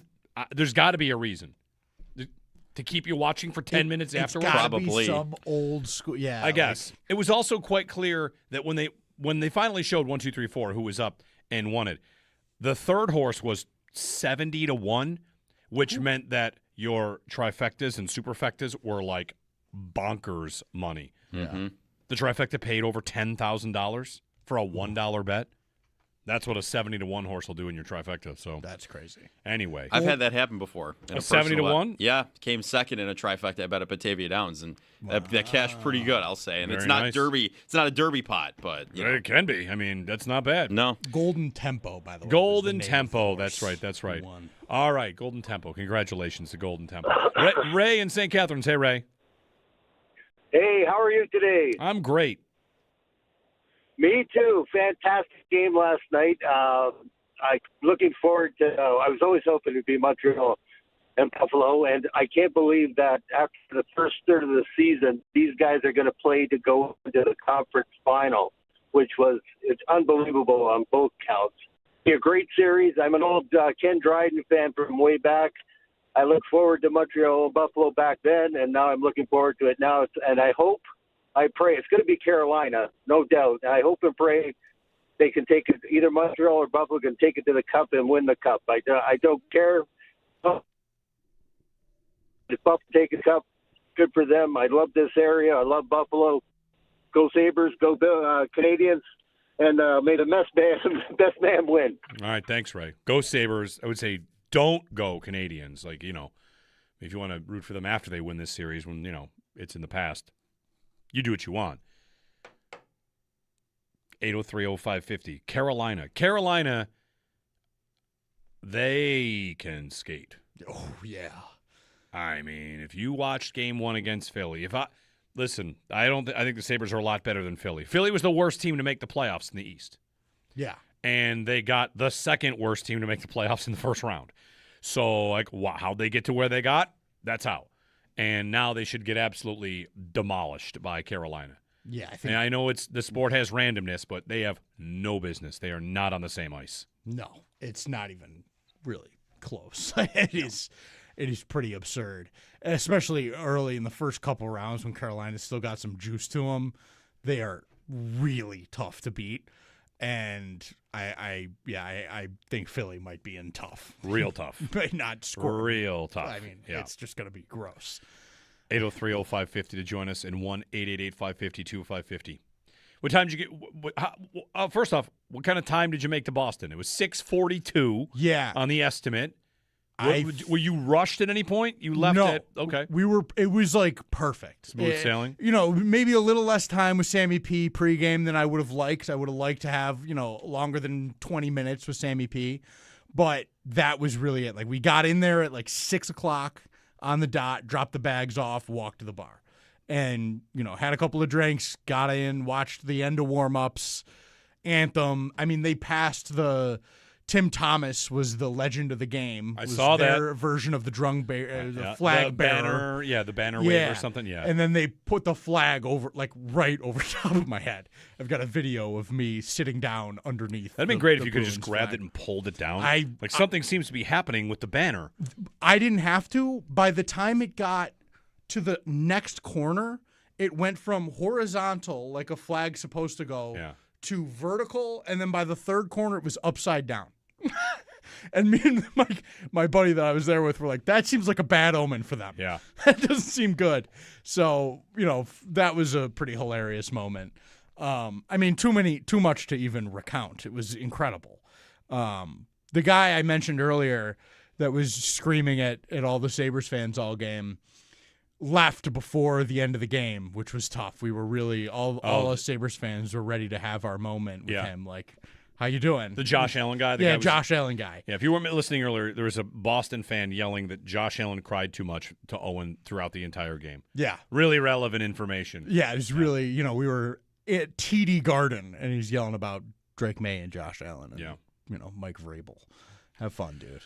Listen, it's being pointed out by many that Boston's last couple months have not exactly gone well. No. After getting walloped in the Super Bowl. Listen, making a Super Bowl would be nice. But after that, they fired their manager. The Red Sox fired their manager. The Bruins went out in 6. The Celtics went out in 7.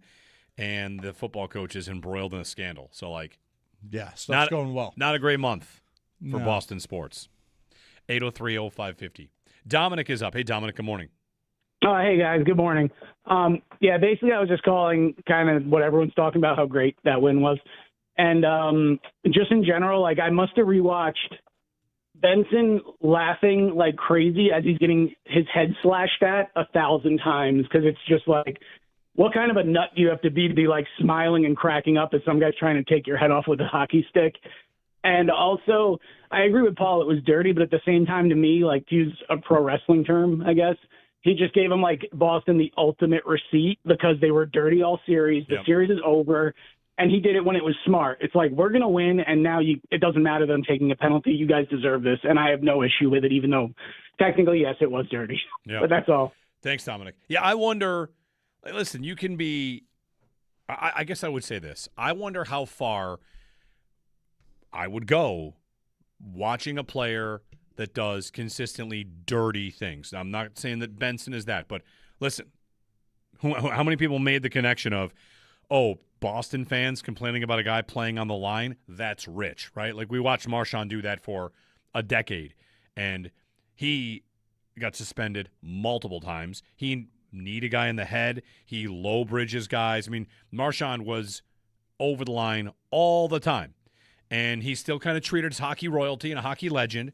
But he was definitely a dirty player.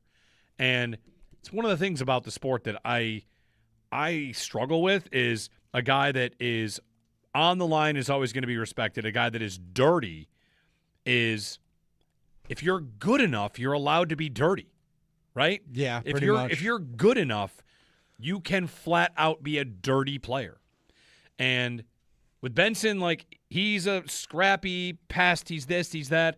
And, talking about the slew foot with Paul, whether it's intentional or not, that's a dirty play. It's a careless play, or it's just flat out gross to do that to McAvoy. Yeah. It's why McAvoy reacted the way that he did. So I don't know. I'm not conflicted yet. I'm just kind of envisioning if he continues to play like this, everybody's going to hate him. He said my goal is to get booed in 31 arenas. Yeah. Good. That's Zadorov, too. Zadorov, dirty player, takes penalties. If you're Benson, will the officials start to get an eye for him? And if that's the case in this series, that could be dangerous. That could be scary, especially against Montreal.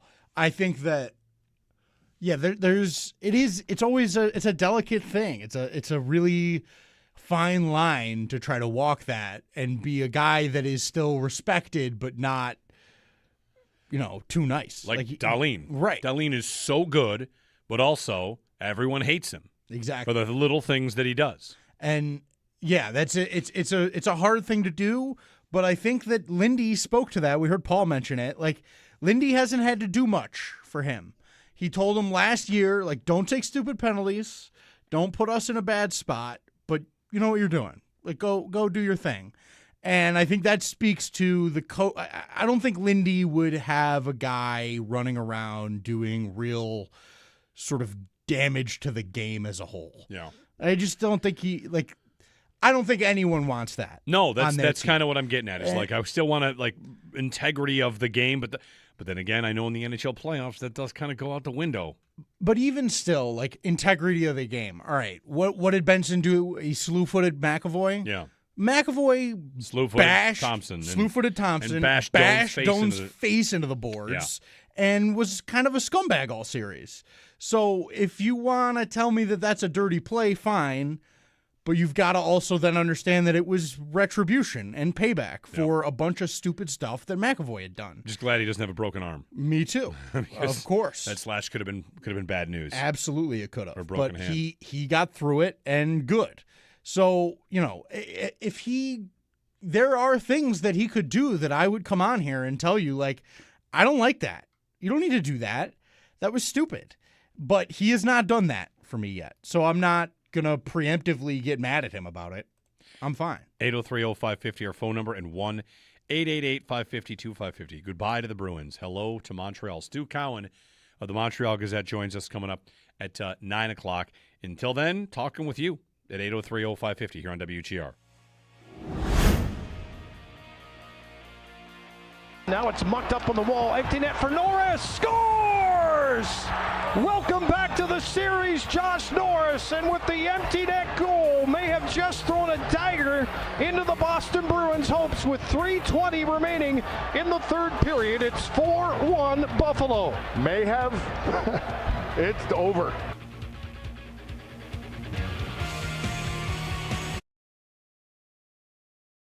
Sabres win, and it's a game that, whatever, we'll remember for a lot of different reasons, but it among other things, Paul, it was the better team firmly putting the foot down that they were the better team and deserved to win the series. Like, it was close at times, but they're a lot better than Boston, and we saw that in Game 6.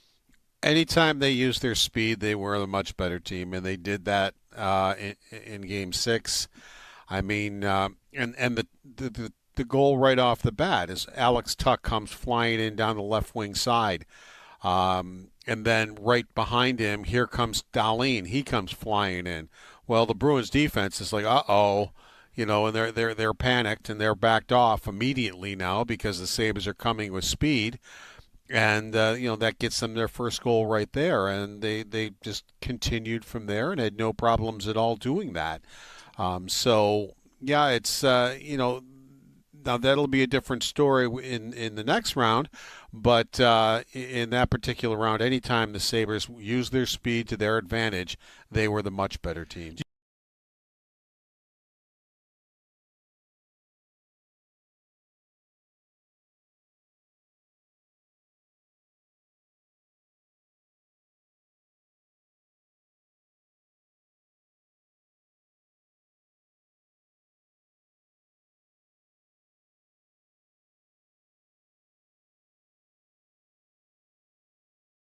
Benson also getting his, Paul, and I feel like we're getting to that part in hockey where you got a guy that gets under another team's skin, everybody hates him, and you love him because he's on your team. How do you feel about the line Benson is currently walking? Yeah, and Lindy Ruff explained it really well yesterday when I asked him. I said, "How much do you counsel him on?" He goes, "I really don't have to," and he said. The one thing that the one thing that he does very well is he toes the line now where he doesn't take dumb penalties while doing it. And that was the one thing he was doing last year is he was sitting in the penalty box too much and putting them shorthanded. And he's not doing that anymore. He knows where that line is as far as he knows he's going to take somebody with him or he's going to draw the penalty and get the power play, but he is much, much better at that. His antics do not put the Sabres down and do not put them on the penalty kill. And he said that was the biggest thing. He goes, other than that, he goes, I don't need to counsel him because he knows what he's doing out there. And he goes, the way he goes, he's always the first one in that front. He goes, that aggravates the other team. He's always the first one to a battle. He goes, that aggravates the other team. And, so he goes, those are the reasons. It's just the way he plays the game is just an aggravation to the other team.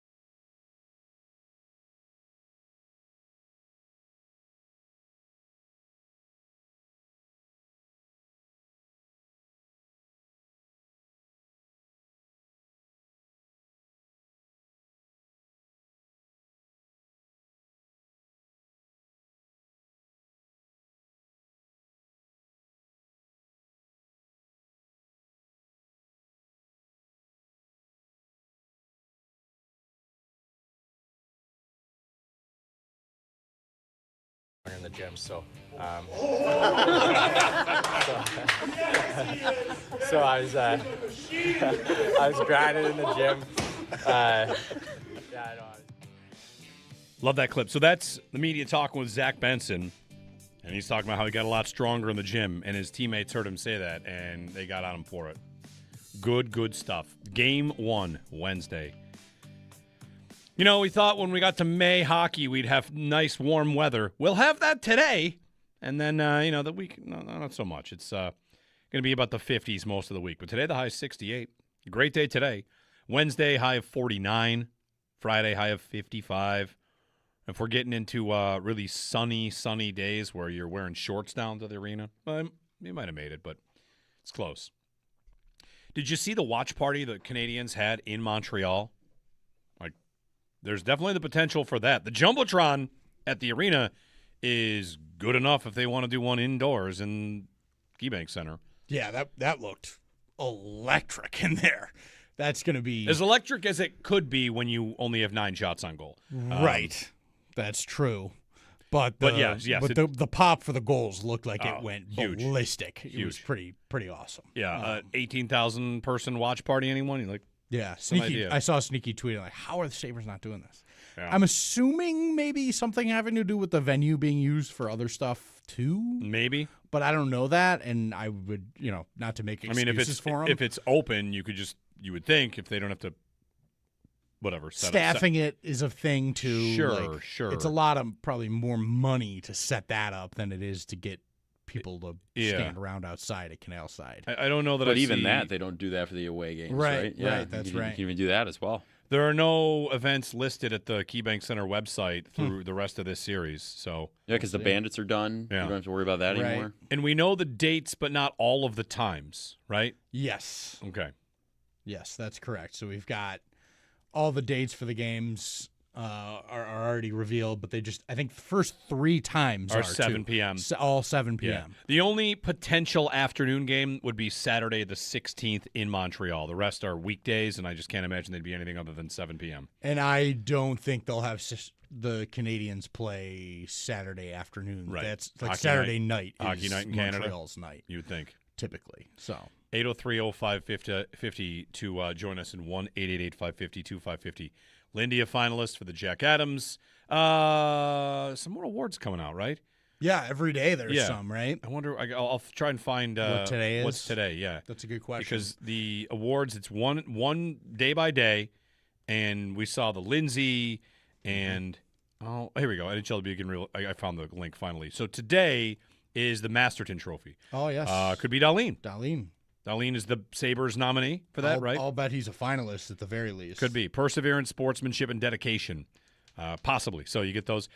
Tomorrow it's the Calder Trophy, the Selke on Wednesday, the Norris on Thursday. Could Darlene make the final 3 there? That'll be a big big question. I wonder if he makes it into the top 3. I don't think he's going to win it this year, but getting into that top 3 would be hot. I'd peg him for top 5. I don't know. Maybe not. Yeah. The Hart Trophy on Friday, and Willie O'Ree Community Hero Award, Impact on Community, Culture, and Society. That's Monday next week, so it's your NHL schedule. All right, let's talk about your fears here, because there's a fear out there about this series that, I don't know, it's bothering me to even consider it, the idea that Montreal is going to take over. I do not believe they will. We'll talk about it on the other side. 803-0550, 1-888-550-2550 here on WGR.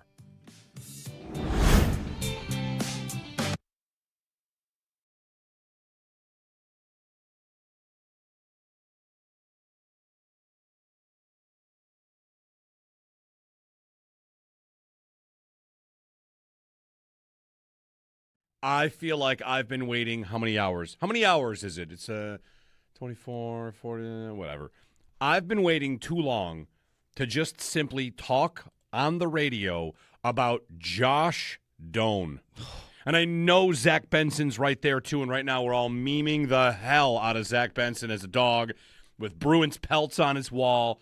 We're doing a lot.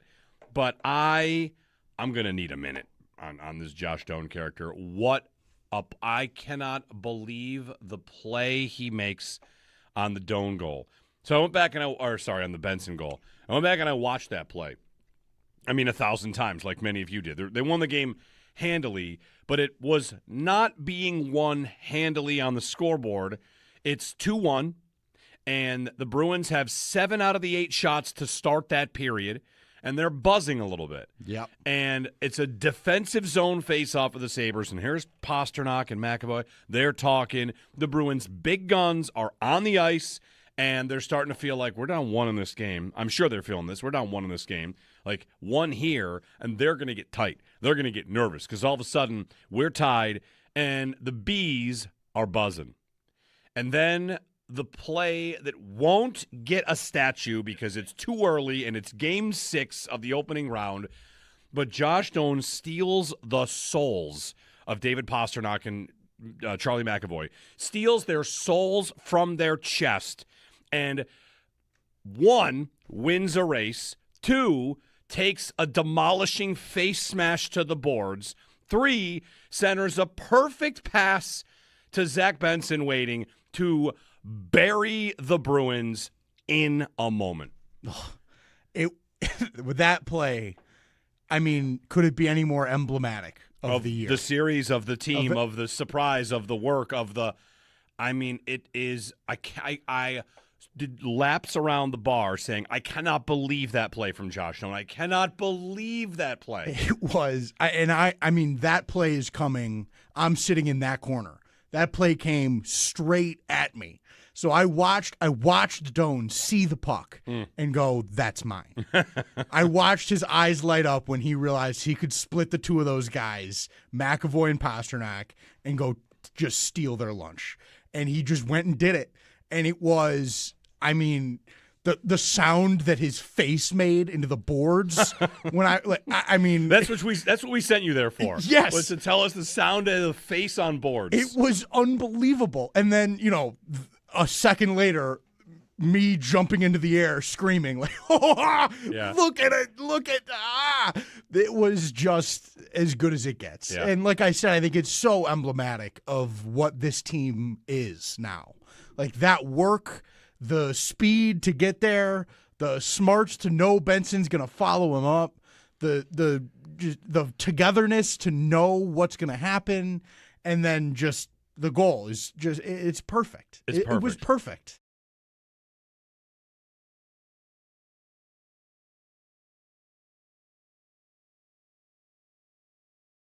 Sabres win, and it's a game that whatever we'll remember for a lot of different reasons.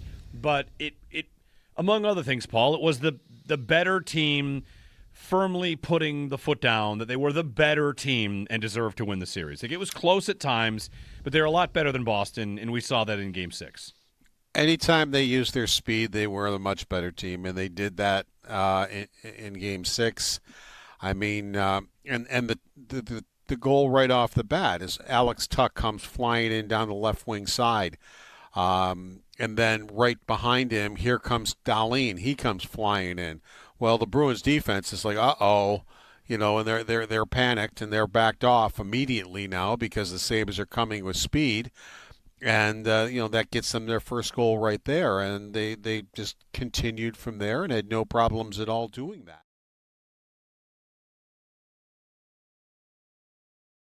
Dahlin up top looking for the puck if it's there. Carried by Peyton Krebs. Left at the line. Samuelson shot, scores! Matthias Samuelson with a seeing eye shot from the blue line, and the Buffalo Sabres have a 2-0 lead here in the first period. The Sabres advance to the second round of the Stanley Cup playoffs after defeating the Bruins 4-1 Friday night. Alex Tuck, Zach Benson, Matthias Samuelson, and Josh Norris were the goal scorers. The series with Montreal, after their exhilarating win over Tampa last night, 2-1 with 9 shots on goal, begins on Wednesday at 7 o'clock. The Sabres do have the high ground in the standings, so it'll begin at KeyBank Center. All of the action will be right here on WGR.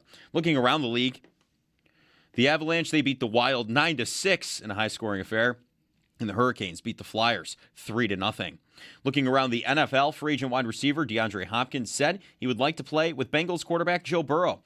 The Colts, they declined to exercise their fifth-year option on quarterback Anthony Richardson. And Chiefs head coach Andy Reid expressed uncertainty when asked when quarterback Patrick Mahomes would participate fully in practices.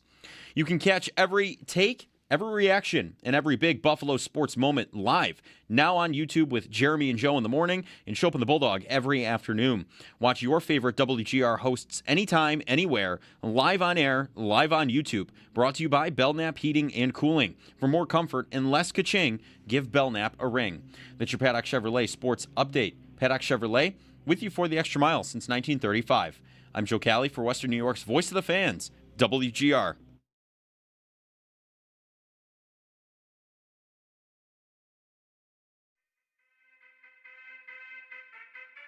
So much of we've done this before. We're not leaving! Still keep going!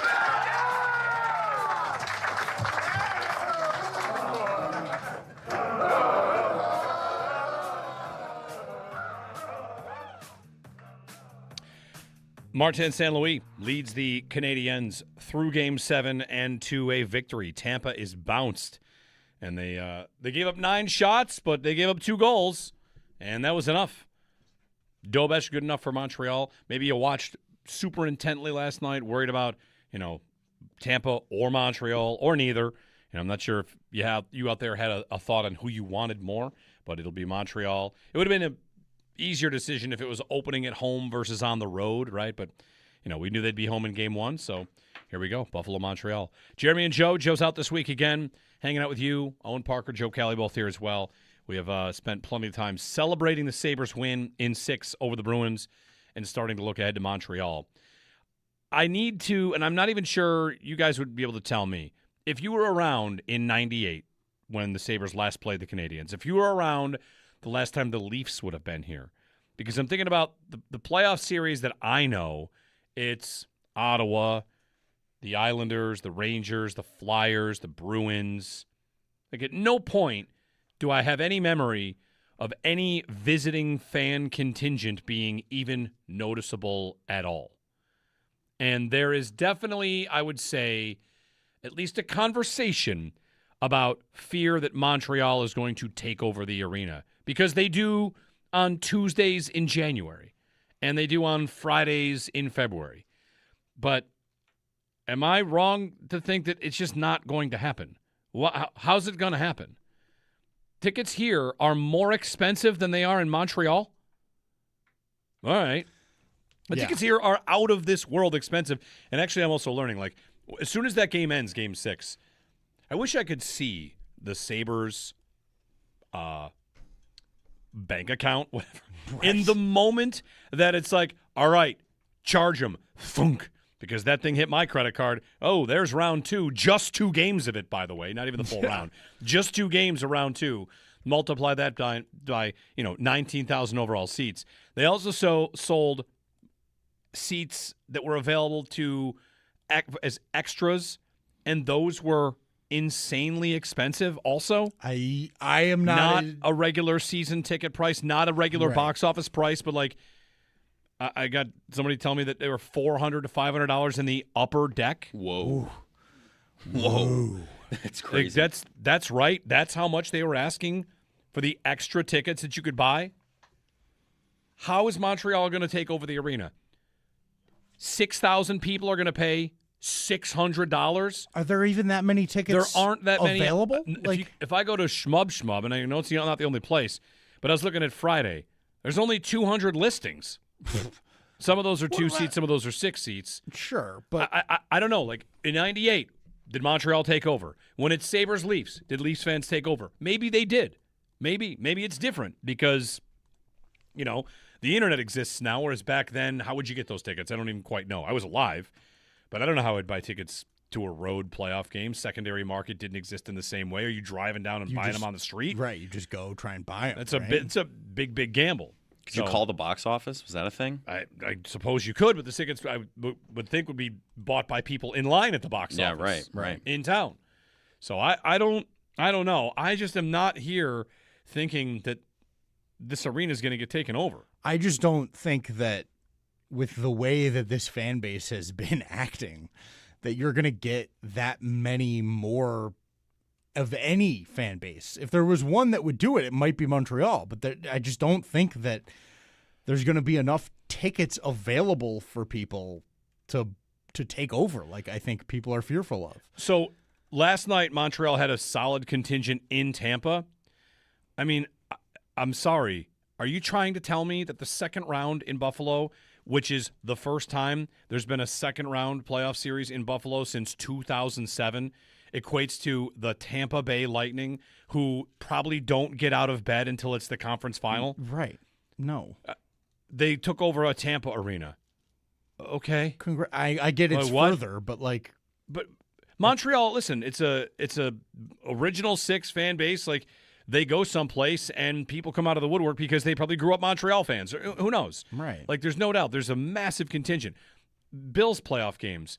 Has Pittsburgh taken over? Did Miami? Did Kansas City? Did anybody take over the building? No. I don't.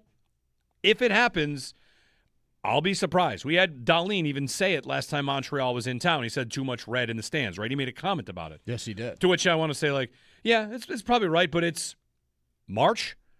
You know, these tickets were not sold. These tickets, this building is fully sold before the opponent is announced. Right. Never mind a game in March where there's 8,000 available tickets, and if you want to get a 100-level ticket behind the bench, you just go on the box office and buy it. I don't have all the ticket details and inventory details. I don't think that the freak out about how Sabres fans are going to sell their tickets is all that warranted. If that many people were selling tickets, I just feel like this is basic economics. Maybe I'm wrong. If that many people were selling tickets, the prices would be lower. Feels like that's how supply and the demand inventory works. is there's not a lot. Right. And if every ticket that is available is bought by a Montreal fan, I still don't know that it would be that insane. Here's a good mark. I might be crazy for saying that. I don't know the exact number of tickets available, but it just doesn't feel like. Marty just texted in, Marty Baron, and this is a great point. Does anybody remember the Montreal fans taking over the 05-06 reunion night? Right. That's a Montreal game. Yes. Did they take over? No. Were they there?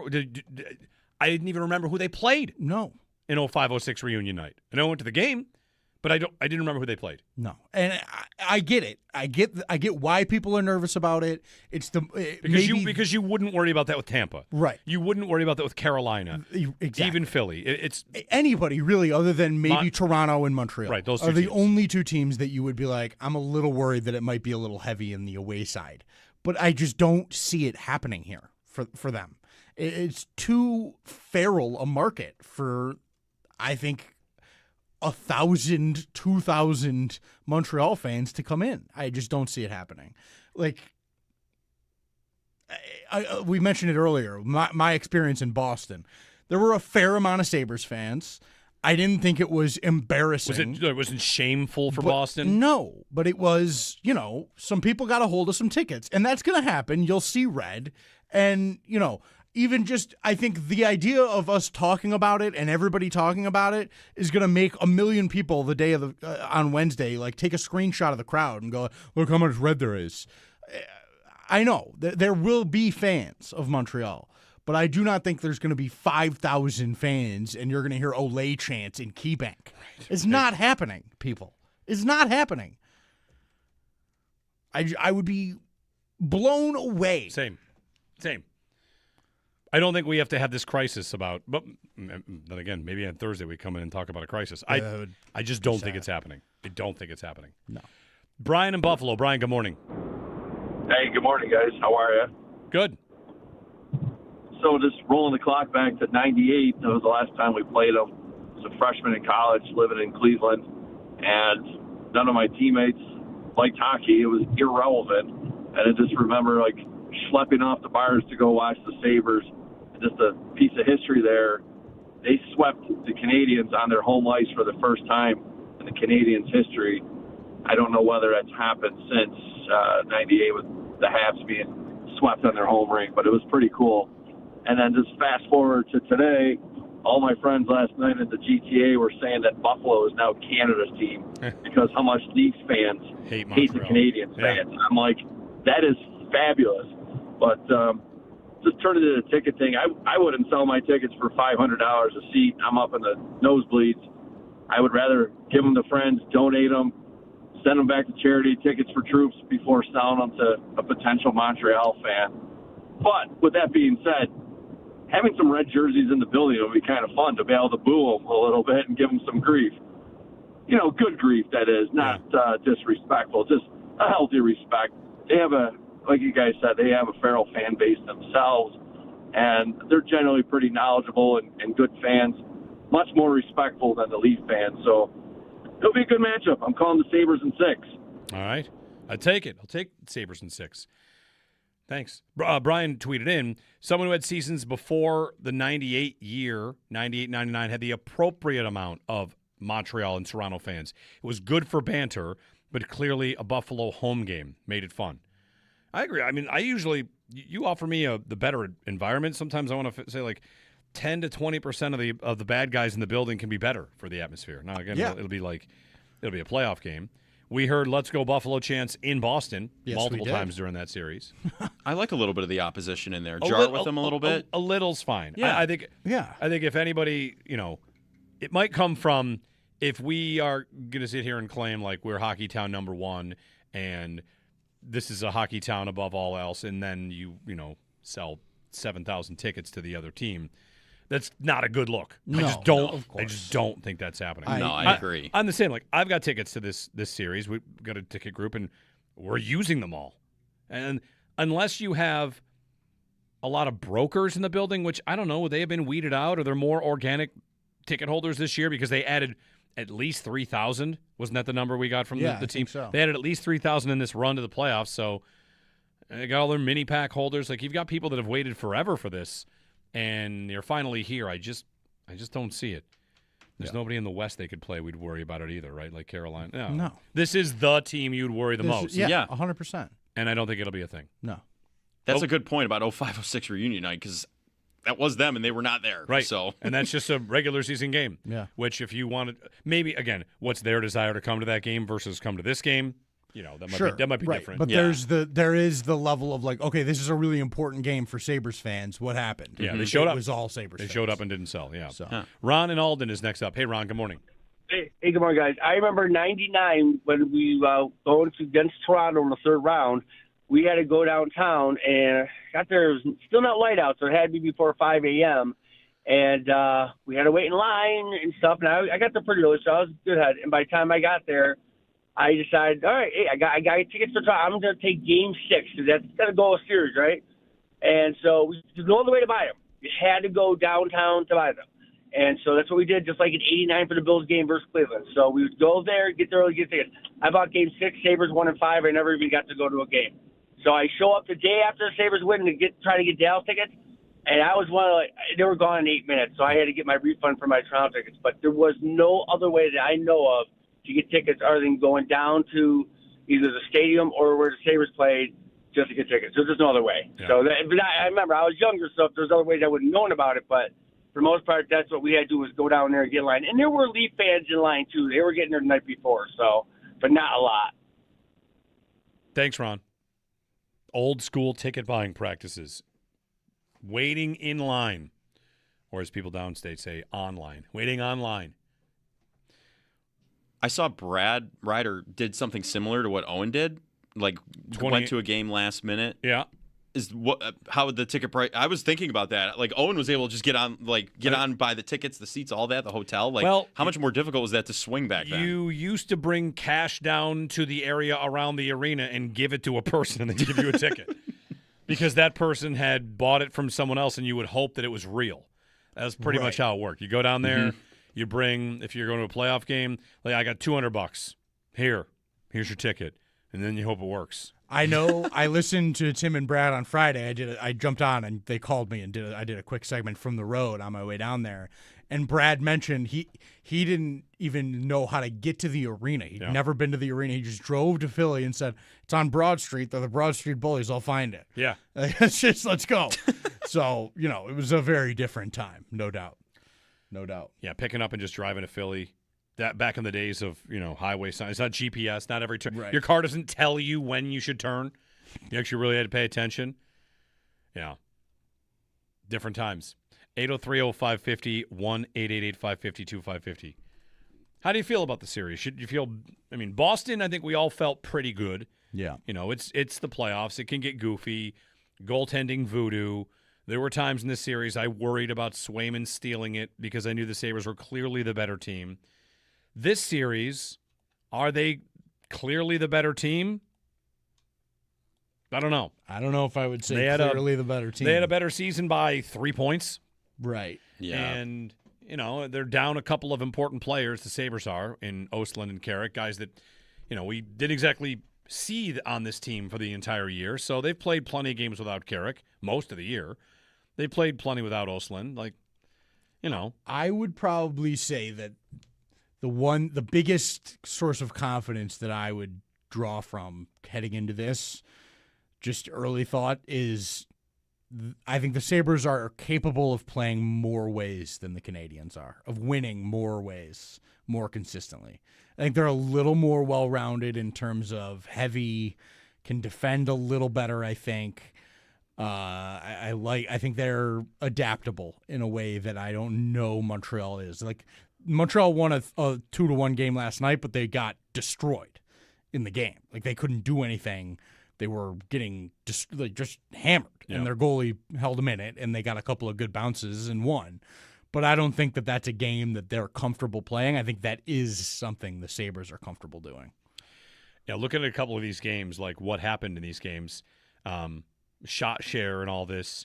I'm at naturalstatshirt.com to see, like, all right, in the 4 games, what happened? And you've got 2 games where the Sabres had 60+% of the expected goals, and you have 2 games where Montreal had 60+% of the expected goals. In games that, it's funny, like the Sabres lost a game they were better in, and Montreal lost games that they looked like they might be better in. So, I don't know. Is it all gravy at this point? Or, like I told you, during the opening round, I'm not thinking about the cup so much as I'm thinking about I just don't want this to be over yet. Yeah. And I think this round is a little bit of the same for me. And then next round, if they were to win this series, that's when it would be real to me about like not just having a good time, seeing what they can do, like their chances. But if you get to the conference final, then it becomes like, all right, I mean, appearing and playing in games that are for the cup like that. I don't want to think about it yet, even though it's definitely a part of it. For sure. I think at this point, you won a series, and now you've got that under your belt. There are teams that go years and years and years making the playoffs and not being able to do that. So, like, that is a nice card to have already sort of put in the deck. And now I think you've got to I think you've got to see how deep you can take this. I think you've got an opportunity here with a team that plays a style that is kind of fresh and new and might catch some teams off guard. And you've got a bunch of guys that are playing really well. And you've got some guys on rookie deals like Benson, and the Doan deal hasn't kicked in yet. And like, take this ride because you don't know. It gets hard, man. It's not a cakewalk to get even to where they are today. It's hard to get back here. So I don't want to say it's all gravy yet because I think they're good. And I think they're good enough to do it and go somewhere with it. So I don't want to say – I'm not settling for it's all gravy just yet. Yeah, I don't want to settle. I just don't know what to think. It'll feel like it's funny, like disappointment versus shame or what. If they had lost to Boston in the first round, I feel like it would have hurt for a different reason. It would have been just like, I cannot believe that Swayman stole it from them or whatever. Like, this season was so unceremoniously just like shoved out of the room. I wouldn't have wanted that, of course. No. Now, you won't have that. Now you're getting into better teams. You're getting into better opponents. You're getting into better matchups. And Montreal's coming right here. They're getting to town today. Yep. That was something we learned last night, is they're leaving Tampa and flying right to Buffalo. So they'll be here today when it's 68 degrees, and they play game 1 on Wednesday. Before then, Philly and Carolina play tonight, 7 o'clock, and Anaheim and Vegas also play. And so a lot of the 3 of the series, they're all getting started before this one. This is the last series to start, obviously, because Montreal and Tampa went 7 games. Game 7 at home. Game 7 at home. I did have the fun thought, like when it's after 2 periods, it's 1-1 Montreal-Tampa. And the shots, I believe, are 21-4. Was it 4? I think it was 4. 21-4? I think it was 4, yeah. Who feels better? Because on one hand, you might want to be like, I'd rather have the team that's 21 shots. But at the same time, you're like, we are not dead. No, right. We got 4 survived. shots. We have 4 shots. We are not dead. We might escape this thing. And they did. Yep. With 9. Dobish was so good. 9 shots. So good, that guy. He has dominated every stop he's played in. I mean, the USHL, when I saw him play, he was a stud. He went to Ohio State. He was a stud. And now he's in the NHL, and he's a stud. I'm going to hate this guy, aren't I? He's awesome. You going to do an advanced scout? Oh, yeah. I'll do my deep dive and do my thread.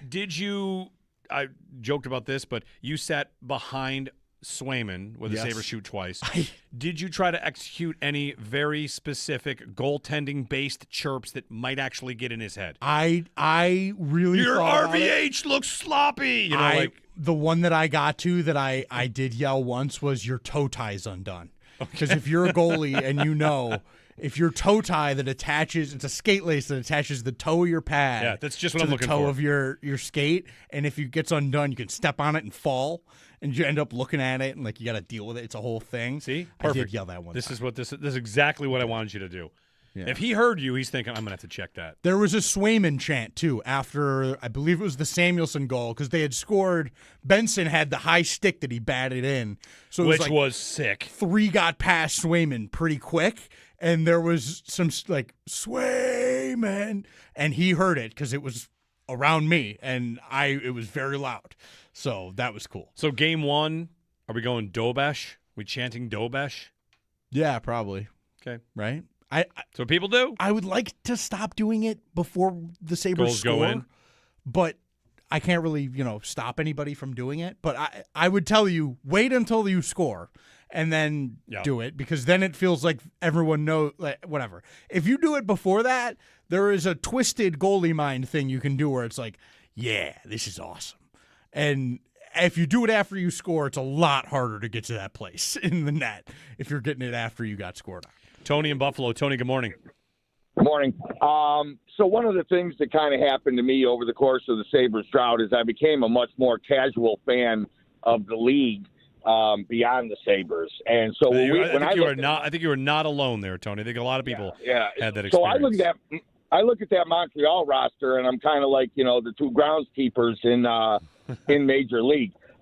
But I understand their game is a much more skilled game than what we would have gotten against Tampa. But my question is this: do we still want to play with that edge and chippiness that we feel like we would have maybe had to play with to match the heavy game of Tampa, or is it one where we just go, hey, we're going skill for skill, speed for speed, depending on our forecheck, et cetera?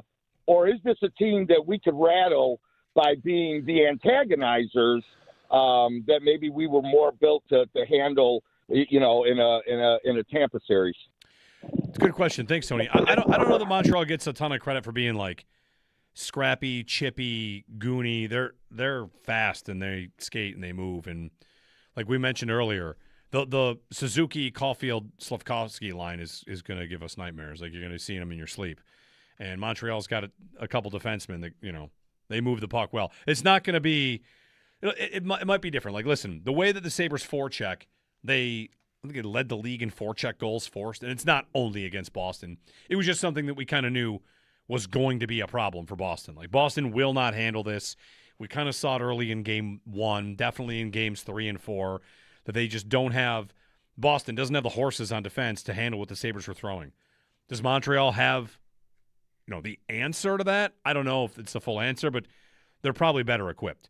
Anybody that wanted Boston as the first-round opponent, your choices were Tampa, Montreal, or Boston, right? Or I guess Ottawa, too. Ottawa, by the time we got to the end of it, it would have been Ottawa.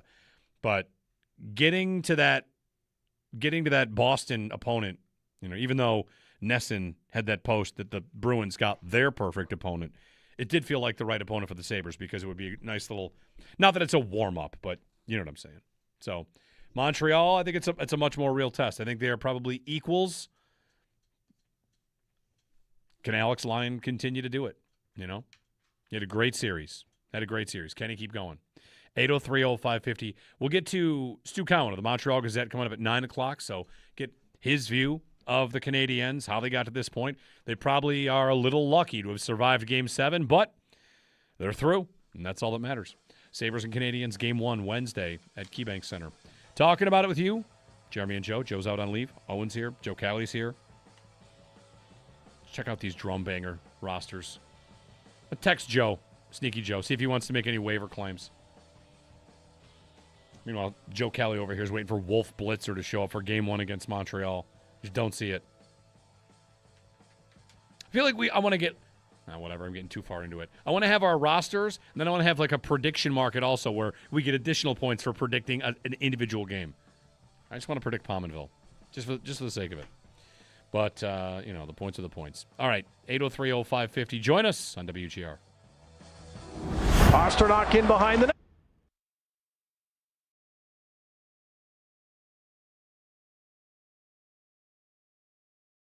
There is maybe this is happening for the first time for the younger generation. You hear it all the time. You always have heard it if you live here long enough. And I went through this as well. I moved here in 2001 and was told all about how no, this really is a hockey town. This is a hockey town. And then 0506, I discovered oh, okay, now I understand. And throughout these last 20 years, it's been a hockey town the whole time. It's just the hockey hasn't always matched the passion of the town. And, you can make a lot of cases for whatever, the fact that people went away or didn't go away, they just didn't want to go to the games, or we were all mad and yelling at each other. But it's pretty clear this is not, these other anybody can fill an arena. They're filling every arena. They're filling bars. They're filling, blocking off streets. I mean, where isn't there a watch party? Game 1, Wednesday, it will be ramped up to what level? It'll be the first round times 5, times 10. What'll the next round be? They get there. What'll Friday night be like? I mean, it's just we're getting whatever. It's all ramping up. It's all happening. It's amazing. It is. I definitely feel like for the first time in my life, as a person that can really understand it, that we're all seeing what this city is. In terms of like you said, everybody always has said, it's a hockey town, it's a hockey town. And I've always felt that. I grew up playing the game, and I was in it, and I've always loved the Sabres deeply. But I haven't seen the community be like this in my entire life. And it's really above and beyond anything that I think anyone ever even tried to tell me. You can say all you want that it's great, you won't believe what it's like. Yeah. It is... I mean, the place, it's electric around the city every day now, it feels like. Yep. You walk around and I see a Sabres sweater on every fourth person. It's unbelievable how many people are just are back into it, showing their passion for it again. It's really a beautiful thing. It's also if you see a Sabres fan and someone is a Sabres fan, or people come up and congratulate you. Right. Hey, good work, right? We'll see you next round. Good work. Yeah, I didn't do anything. I drank beers and watched some of these games, but man.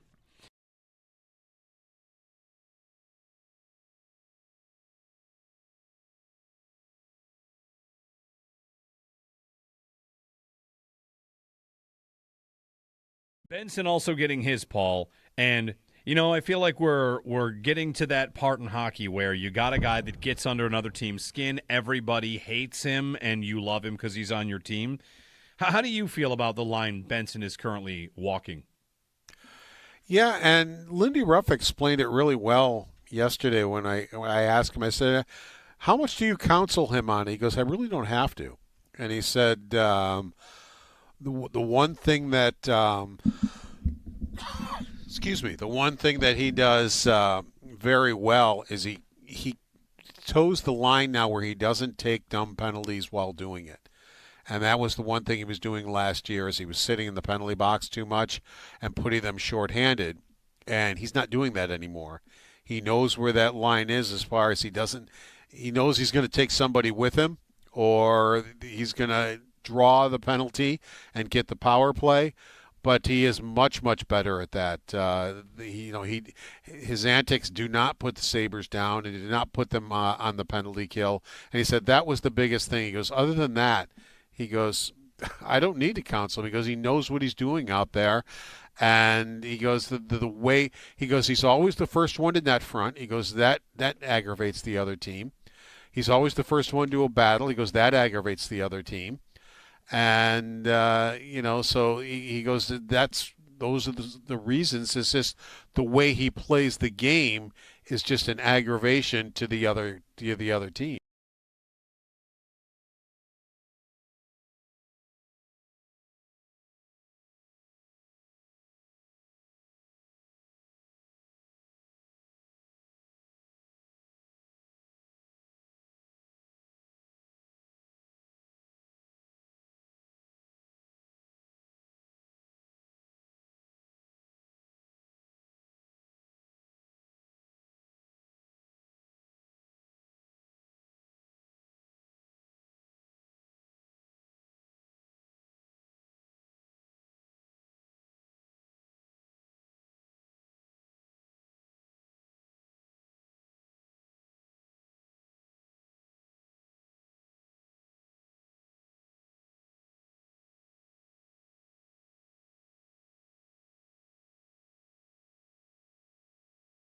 Darlene up top looking for the puck if it's there. Carried by Peyton Krebs. Left at the line. Samuelson shot, scores! Matthias Samuelson with a seeing eye shot from the blue line, and the Buffalo Sabres have a 2-0 lead here in the first period. The Buffalo Sabres advance on to the second round of the Stanley Cup playoffs after defeating the Bruins 4-1 Friday night in Game 6. Alex Tuch, Zach Benson, Matthias Samuelson, and Josh Norris were the goal scorers. Their series will be with Montreal after their exhilarating win over Tampa Bay last night with a 2-1 win, 9 shots on goal. That begins on Wednesday, 7 o'clock. The Sabres, they have the high ground in the standings, so it'll begin at KeyBank Center. All of the action will be right here on WGR. Around the league, the Avalanche, they beat the Wild 9-6, and the Hurricanes, they beat the Flyers 3-0. Around the NFL, free agent wide receiver DeAndre Hopkins said he would like to play with Bengals quarterback Joe Burrow. The Colts, they declined to exercise their fifth-year option on quarterback Anthony Richardson, and Chiefs head coach Andy Reid expressed uncertainty when asked about quarterback Patrick Mahomes and his participation fully in practices. Join us in the fight against cancer by riding with the WGR Ride for Roswell team on Saturday, June 27th. When you sign up, you'll get a rider gift from WGR and Tom's Pro Bike on Walden Avenue in Lancaster. Plus, at the event, stop by our table, scan the QR code for a chance to win a $1,000 gift card to Tom's Pro Bike. Visit WGR550.com for all of the details. That's your Paddock Chevrolet Sports Headlines. Paddock Chevrolet, with you for the extra mile since 1935. I'm Joe Cali for Western New York's Voice of the Fan, WGR.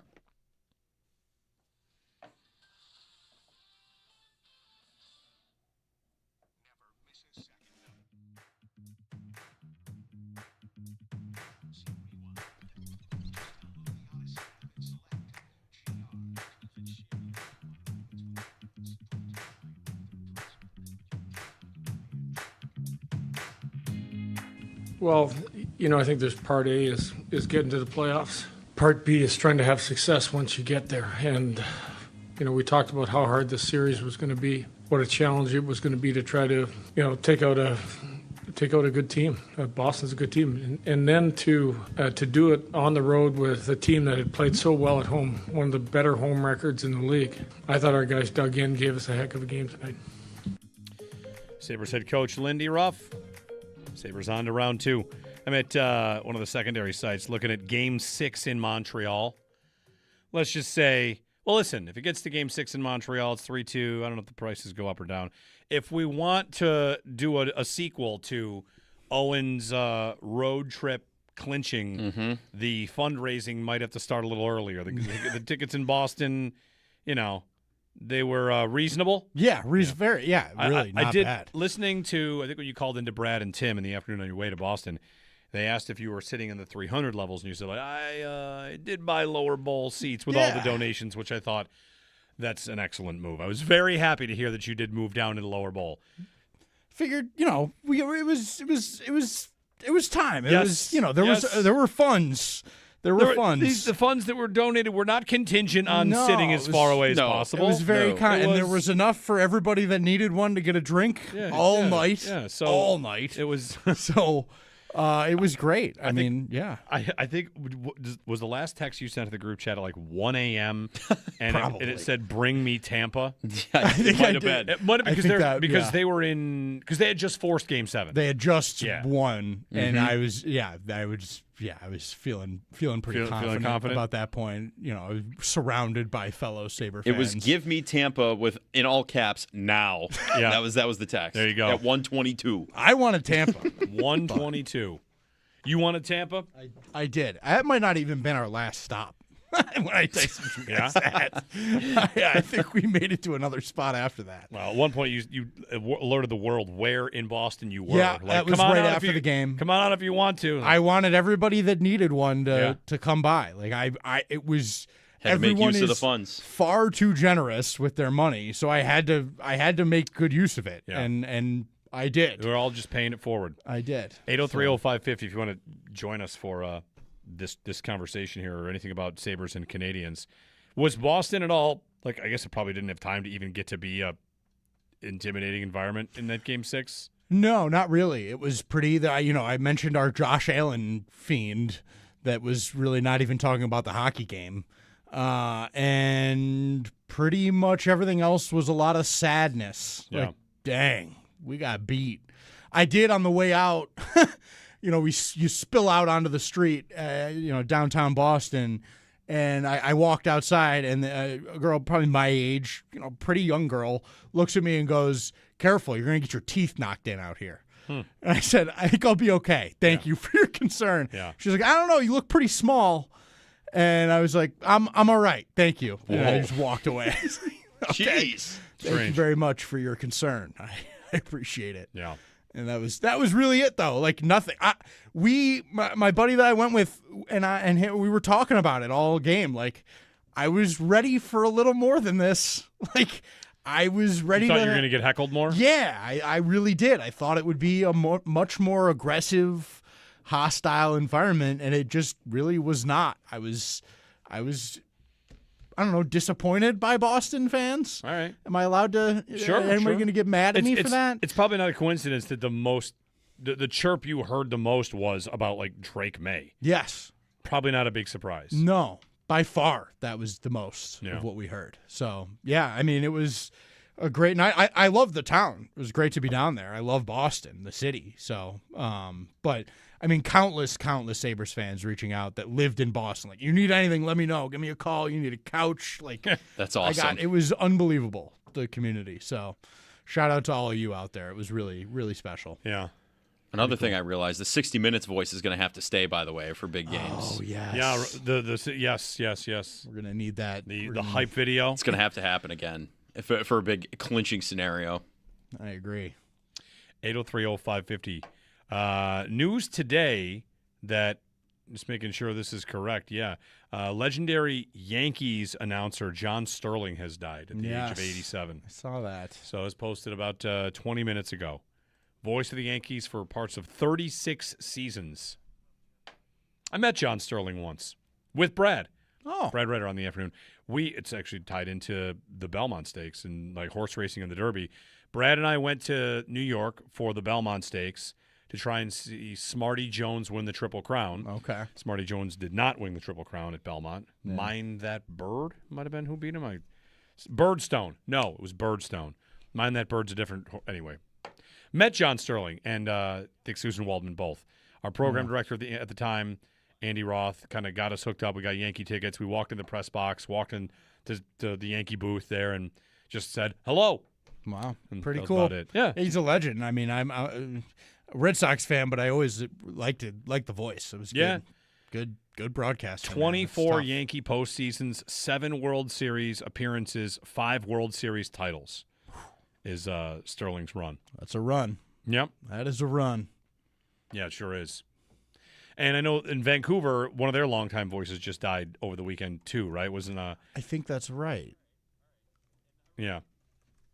It was John Garrett. Yes. John Garrett. Very sudden, too. He had just called a Vegas-Utah game earlier in the week. It was very, very sad. 20 years as the Canucks color commentator, former NHL goalie. Yep, goalie. John Cheech Garrett. One of the OG goalie to media success stories that's become quite a trend. Shout out to my clan. Lots of goalies inspired by him to go from playing the game to going into the media. So shout out to Cheech. Sterling, back to John Sterling here. 5,420 regular season games, including a consecutive game streak. This should be like Ripken here. 5,060 consecutive baseball games. Man. For Sterling. Holy crap. That's nuts. That's a legend. Yeah. Missed a series with an illness, but 5,060 consecutive games from September 1989 to July 2019. He did not miss a game. No. And he went up until a few years ago, too. It's crazy. Yep. Yeah. Rest in peace, R.I.P. John Sterling. And, condolences to Yankee fans. That's the loss of a legend. 803-0550, 1-888-550-2550. Stu Cowan, Montreal Gazette, coming up top of the hour. Have some time for your calls in the next segment and continuing as we go forward as we count down the minutes to Game 1 against Montreal in the conference semifinals. Jeremy and Joe here on WGR.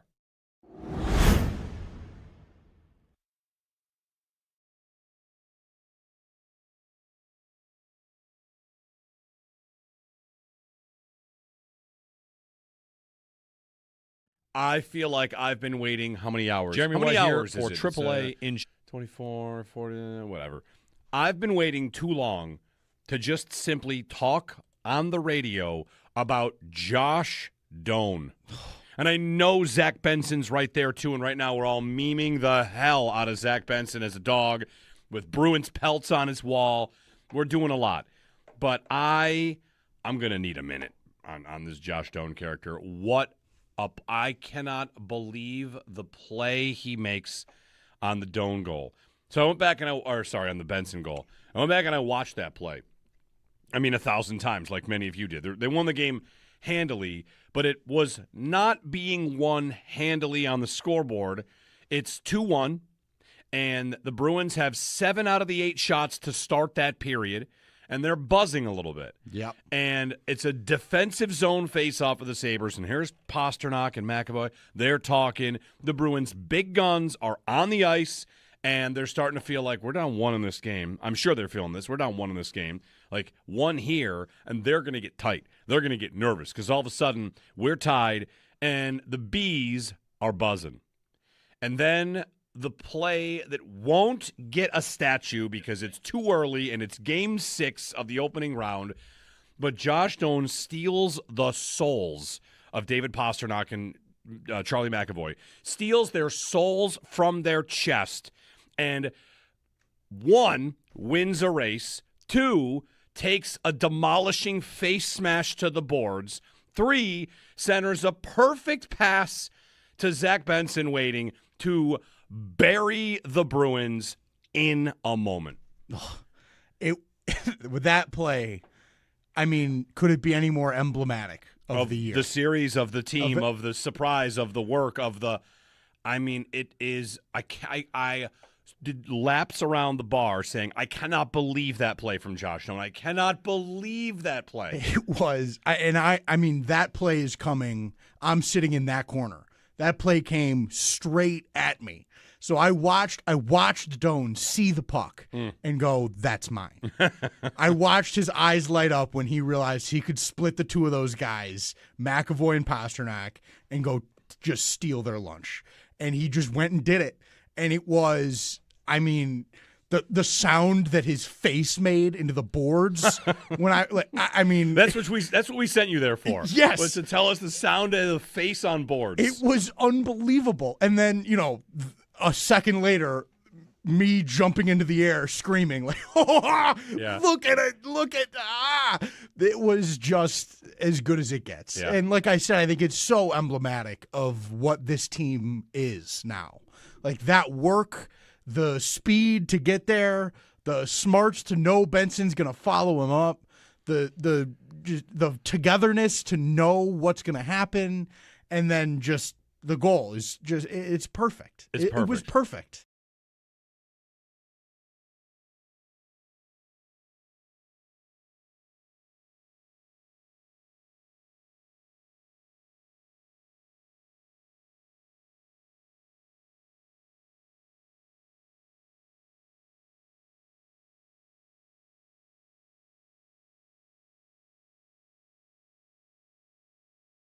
For more comfort. Now's the perfect time to make yourself comfortable with a new electric heating and cooling system from Belknap. In Western New York, summer and winter bring extreme temperature conditions. Make yourself comfortable with Mitsubishi electric heat pumps, designed to keep your home cool in the summer and warm in the winter, no matter how hot or cold it gets outside. Call Belknap today to learn more. I'm Gary Garfalo, president of Belknap. We work on your schedule. We don't charge more for weekends and evenings. That's why we say, give Belknap a ring.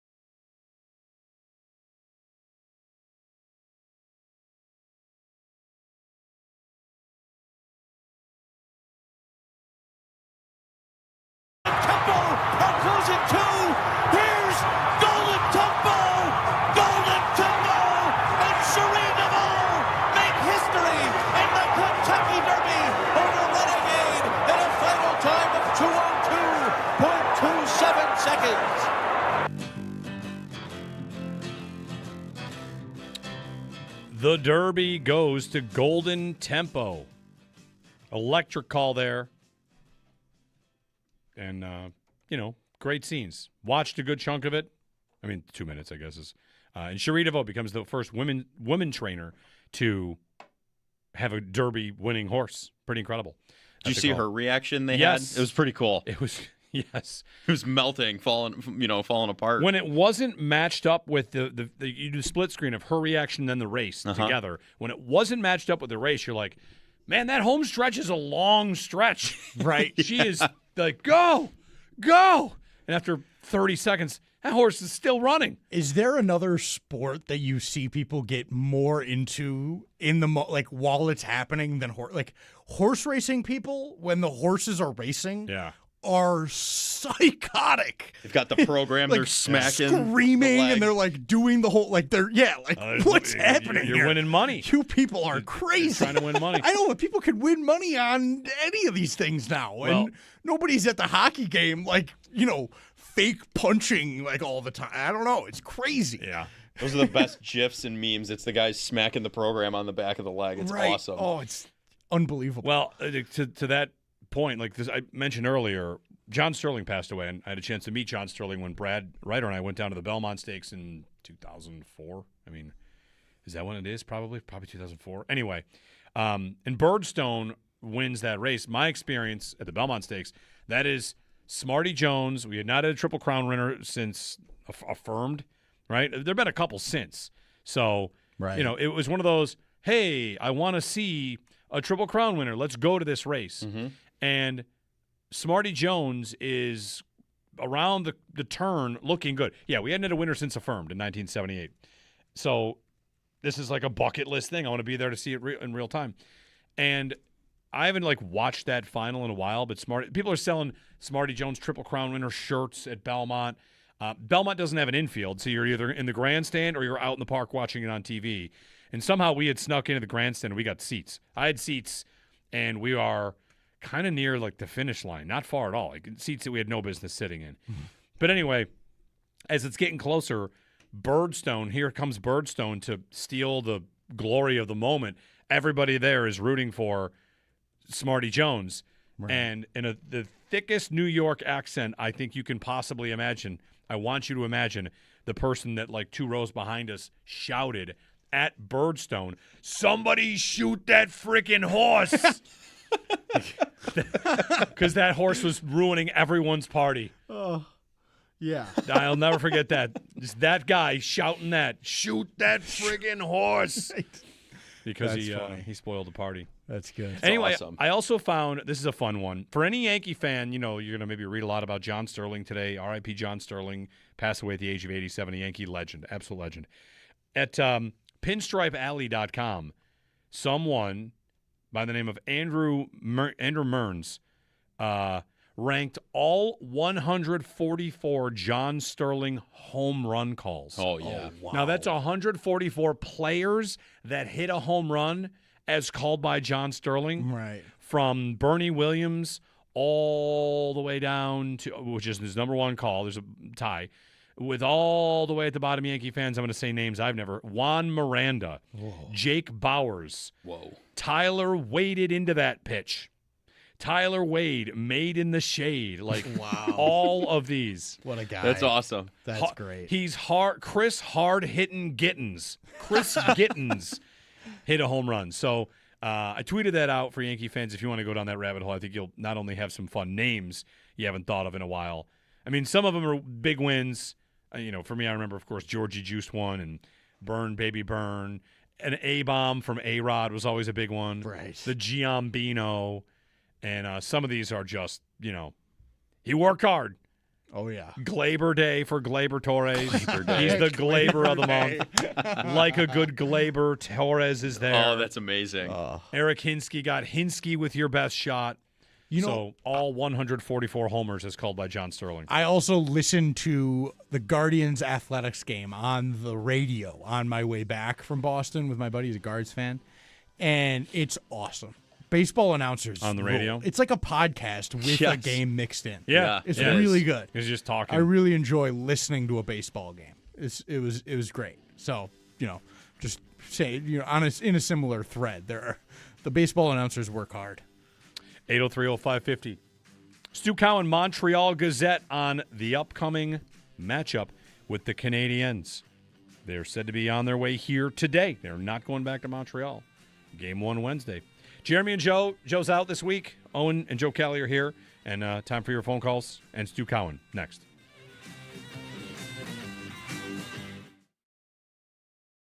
Sabres win, and it's a game that, we'll remember for a lot of different reasons. But it among other things, Paul, it was the better team firmly putting the foot down that they were the better team and deserved to win the series. It was close at times, but they're a lot better than Boston, and we saw that in Game 6. Anytime they used their speed, they were a much better team, and they did that in Game 6. I mean, and the goal right off the bat is Alex Tuck comes flying in down the left wing side. And then right behind him, here comes Dahlin. He comes flying in. Well, the Bruins defense is like, and they're panicked and they're backed off immediately now because the Sabres are coming with speed. And that gets them their first goal right there, and they just continued from there and had no problems at all doing that. So yeah, it's now that'll be a different story in the next round, but in that particular round, anytime the Sabres used their speed to their advantage, they were the much better team.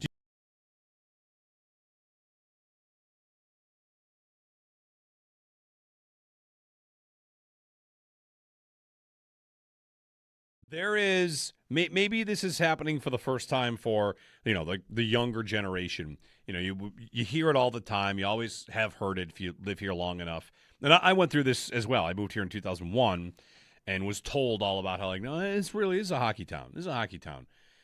And then 0506, I discovered oh, okay, now I understand. And throughout these last 20 years, it's been a hockey town the whole time. It's just the hockey hasn't always matched the passion of the town. And, you can make a lot of cases for whatever. The fact that people went away or didn't go away, they just didn't want to go to the games, or we were all mad and yelling at each other. But it's pretty clear this is not, these other anybody can fill an arena. They're filling every arena. They're filling bars. They're filling, blocking off streets. I mean, where isn't there a watch party? Game 1, Wednesday, it will be ramped up to what level? It'll be the first round times 5, times 10. What'll the next round be? They get there. What'll Friday night be like? I mean, it's just we're getting whatever. It's all ramping up. It's all happening. It's amazing. It is. I definitely feel like for the first time in my life, as a person that can really understand it, that we're all seeing what this city is. In terms of like you said, everybody always has said, it's a hockey town, it's a hockey town. And I've always felt that. I grew up playing the game, and I was in it, and I've always loved the Sabres deeply. But I haven't seen the community be like this in my entire life. And it's really above and beyond anything that I think anyone ever even tried to tell me. You can say all you want that it's great, you won't believe what it's like. Yeah. It is. I mean, the place, it's electric around the city every day now, it feels like. Yep. You walk around and I see a Sabre sweater on every fourth person. It's unbelievable how many people are just are back into it, showing their passion for it again. It's really a beautiful thing. It's also if you see a Sabres fan and someone is a Sabres fan, or I'm just people come up and congratulate you. Right. Hey, good work. Right. We made it. We'll see you next round. Good work. Yeah, I didn't do anything. I drank beers and watched some of these games, but man.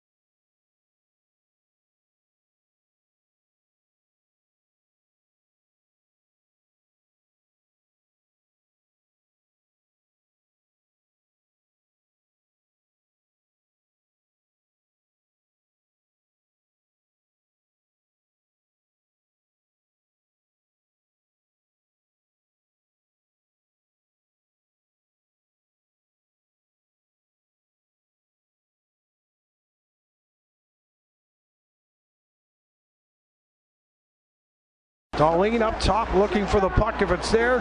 Carried by Peyton Krebs. Left at the line. Samuelson shot, scores! Matthias Samuelson with a seeing eye shot from the blue line, and the Buffalo Sabres have a 2-0 lead here in the first period. The Sabres advance to the second round of the Stanley Cup playoffs after defeating the Bruins 4-1 in Game 6 on Friday night. Alex Tuch, Zach Benson, Matthias Samuelson, and Josh Norris, they were the goal scorers in the series. We'll be with Montreal after their exhilarating win over Tampa Bay last night, 2-1 with 9 shots on goal. That begins on Wednesday at 7 o'clock. The Sabres, they have the high ground in the standings, so it'll begin at KeyBank Center. All of the action will be right here on WGR. Looking around the league, the Avalanche, they beat the Wild 9-6, and the Hurricanes beat the Flyers 3-0. Around the NFL, free agent wide receiver DeAndre Hopkins said he would like to play with the Bengals quarterback Joe Burrow. The Colts, they declined to exercise the fifth-year option on quarterback Anthony Richardson. And Chiefs head coach Andy Reid expressed uncertainty when asked about quarterback Patrick Mahomes fully participating in practices. Catch every take, every reaction, and every big Buffalo sports moment live. Now on YouTube with Jeremy and Joe in the morning and Show Up in the Bulldog every afternoon. Watch your favorite WGR hosts anytime, anywhere, live on air. Live on YouTube. Brought to you by Belknap Heating and Cooling. For more comfort and less ka-ching, give Belknap a ring. That's your Paddock Chevrolet Sports Update. Paddock Chevrolet with you for the extra mile since 1935. I'm Joe Cali for Western New York's Voice of the Fans, WGR.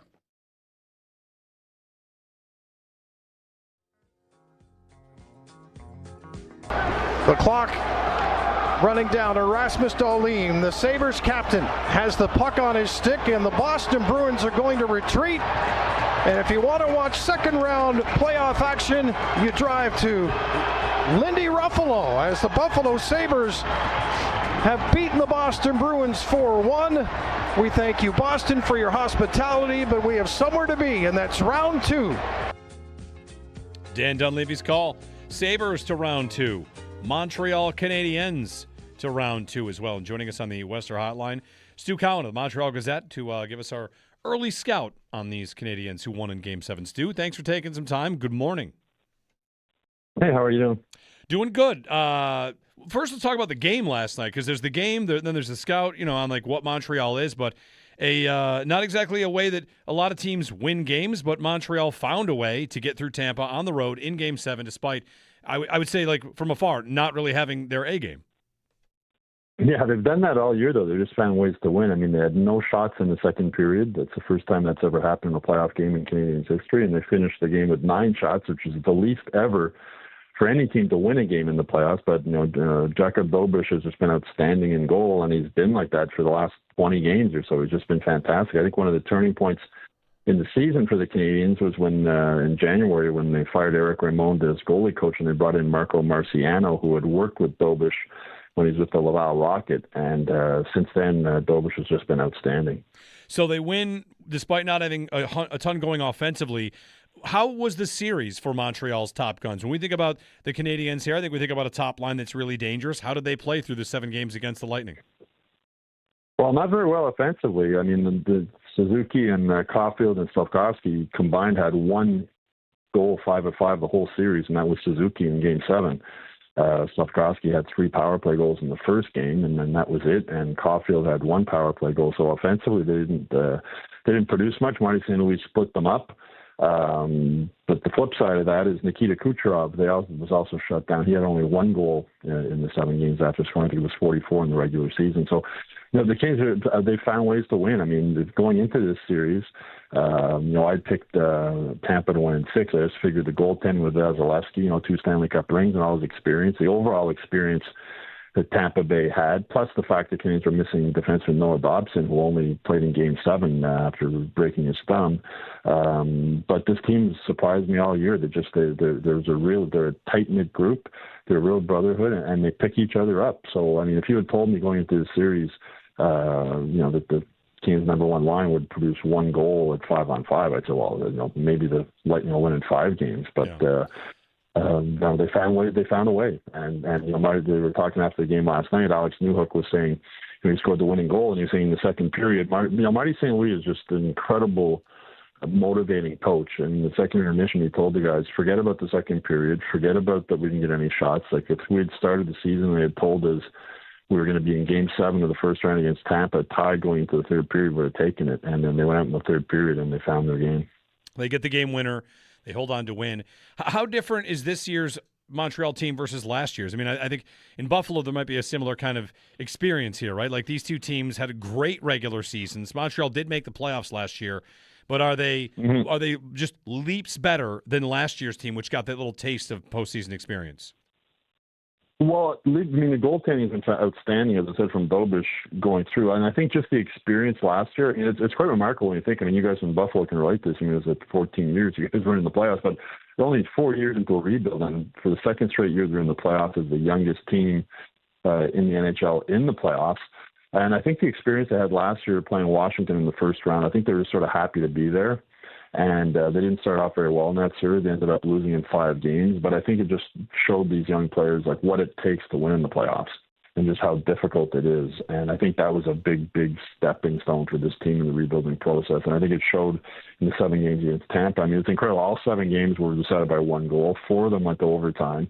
The 2 teams had tied in the regular season with 106 points. I mean, these 2 teams couldn't have been more even. Yeah. And after the game last night, John Cooper, the Lightning coach, said, I've been in this game a long time, and the hockey gods have been on my side a lot of times, and last night they weren't. And if you believe in hockey gods, maybe they were on the Canadian side last night, because to get 9 shots on goal in a game and win a game 7 is pretty remarkable. Yeah, I know. I saw they put the stat on the screen. He was trying to win his 5th game 7 with Tampa, and now a loss there after 4 other game 7 wins just with Tampa. So Dobish, a .923 save percentage in the postseason. You mentioned the changing goalie coach. How about in the rotation, or who was ever going to be the number 1? Has it been his net all year? How did he find his way to this spot to being their number 1 all throughout? No, I mean, he was expected to play in Laval again this year. He got called up last year from Laval when the goaltending situation was getting pretty bad. And Sam Montembeault was supposed to be the number 1 goalie this year. I mean, he was part of Team Canada last year at the 4 Nations. He was the number 3 goalie. But, Sam Montembeault was very consistent the previous 3 seasons, save percentage over 900. And Marty St. Louis stuck with Sam Montembeault earlier in the season, and probably for too long. I don't think he had faith in Dobish as being his number 1 guy. Jacob Fowler, the goalie of the future, was playing in Laval. They didn't really want to call him up, but I got to the point it was so bad that they did call Jacob Fowler up. Montembeault hasn't played a game now, I think, since March. And so Dobish was just, he was a 5th-round draft pick, 2020, back when Marc Bergeron was still GM. He was the 13th goalie taken in the draft that year. He played a couple of years at Ohio State before being drafted. But he's just been he's a battler, and we watched him earlier in the season, and I joke with people saying he's sort of like a road hockey goalie. You're sort of flopping around everywhere, and a little bit like Dominik Hasek. Like the technique. You're watching him and sliding out of his net, but he's just making incredible saves. But I think when Marciano came in, he settled him down a bit, and he looks more calm, and he looks bigger in the net. And he's a big guy. He's 6'4", 215.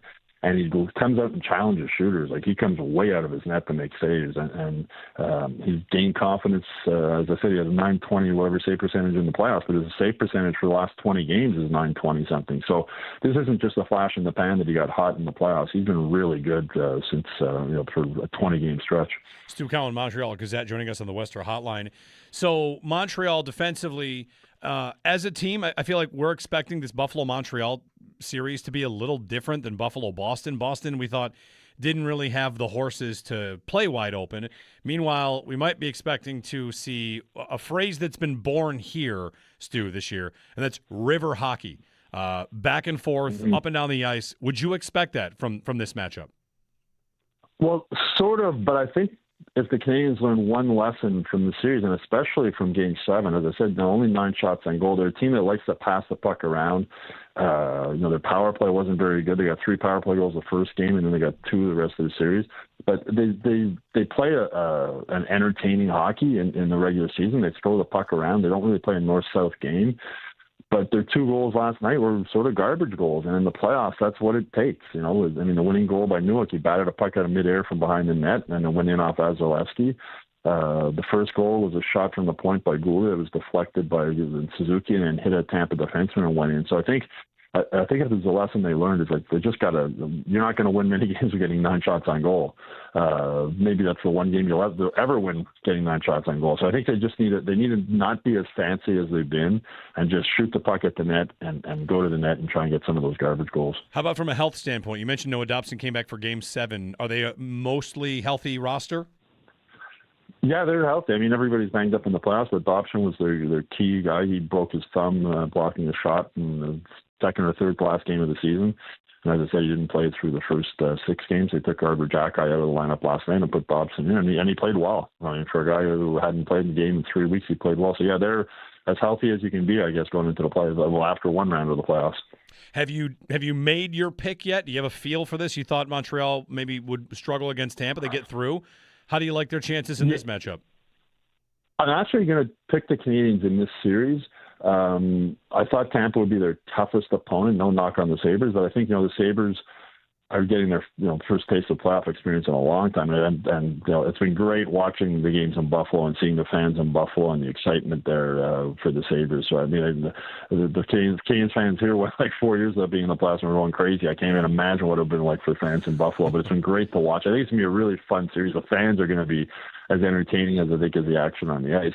But I'm going to take the Canadiens in this series. I think the hot goal, they got Dobson back, and I think they've gained even more experience and more the fact they were able to win a Game 7.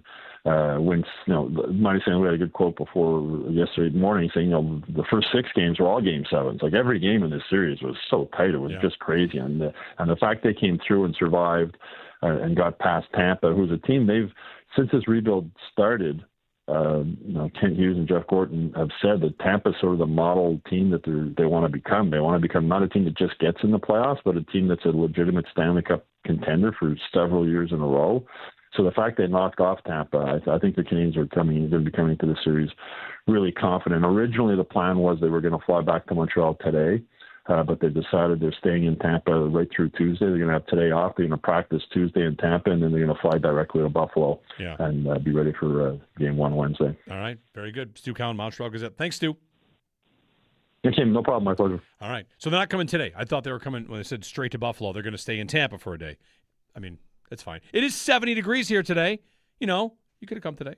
But they're staying in Tampa, and then we'll get up here, travel up here on Tuesday. So travel tomorrow to be here for Wednesday's Game 1 in the series. My thanks to Stu Cowan, covering Montreal.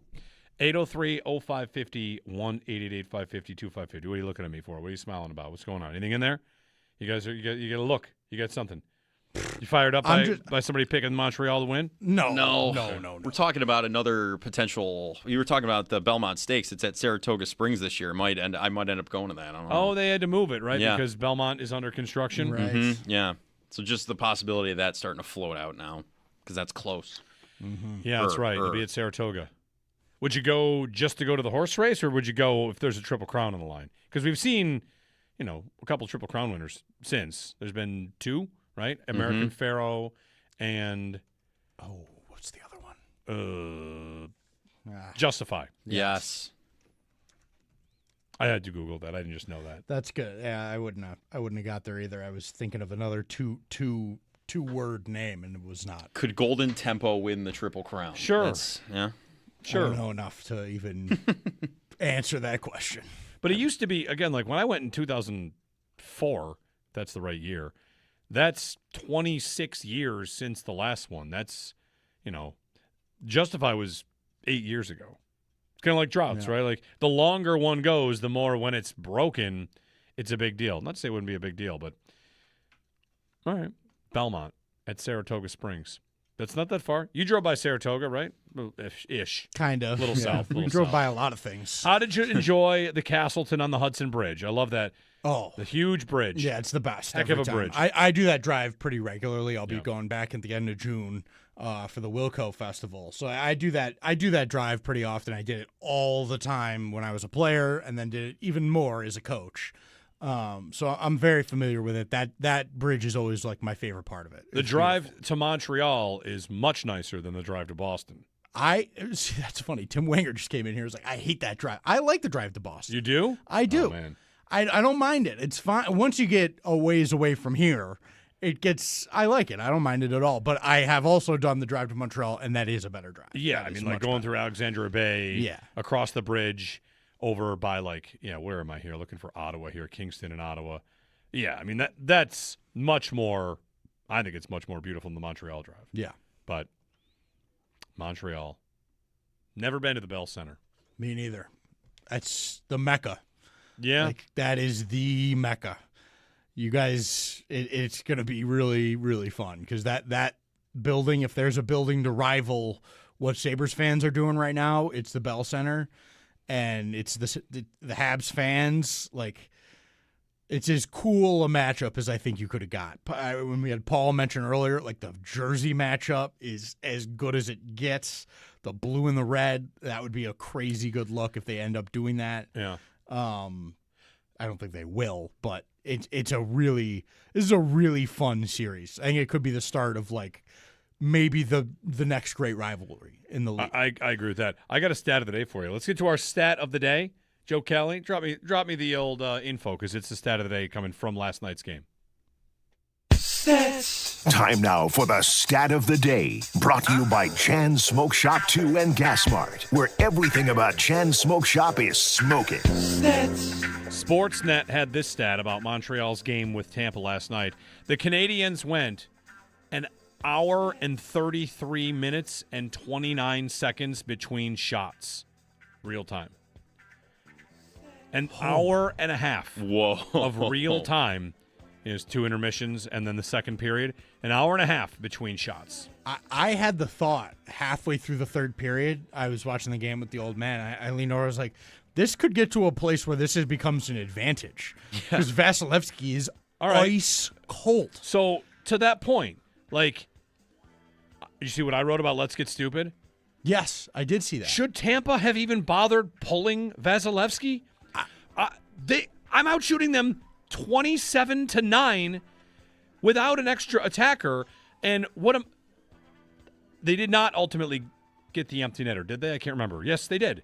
Wait, yes, they did. Yes. They got the empty netter. Yes.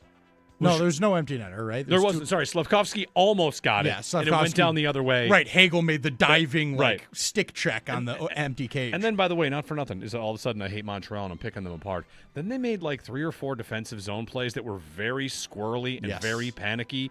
Puck over the glass with 15 seconds left. Matheson. Yeah, like I thought, sure, different team. Like Buffalo against Boston, Montreal killing out the final moments against Tampa.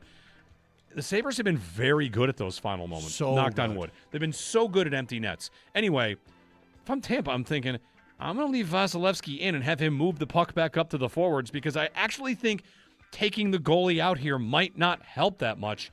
We are dominating them at 5-on-5. And then the other part of this is, so anyway, there was your stat of the day. Brought to you by Outlet Liquor. When you need to stock up, it's the place to buy a case.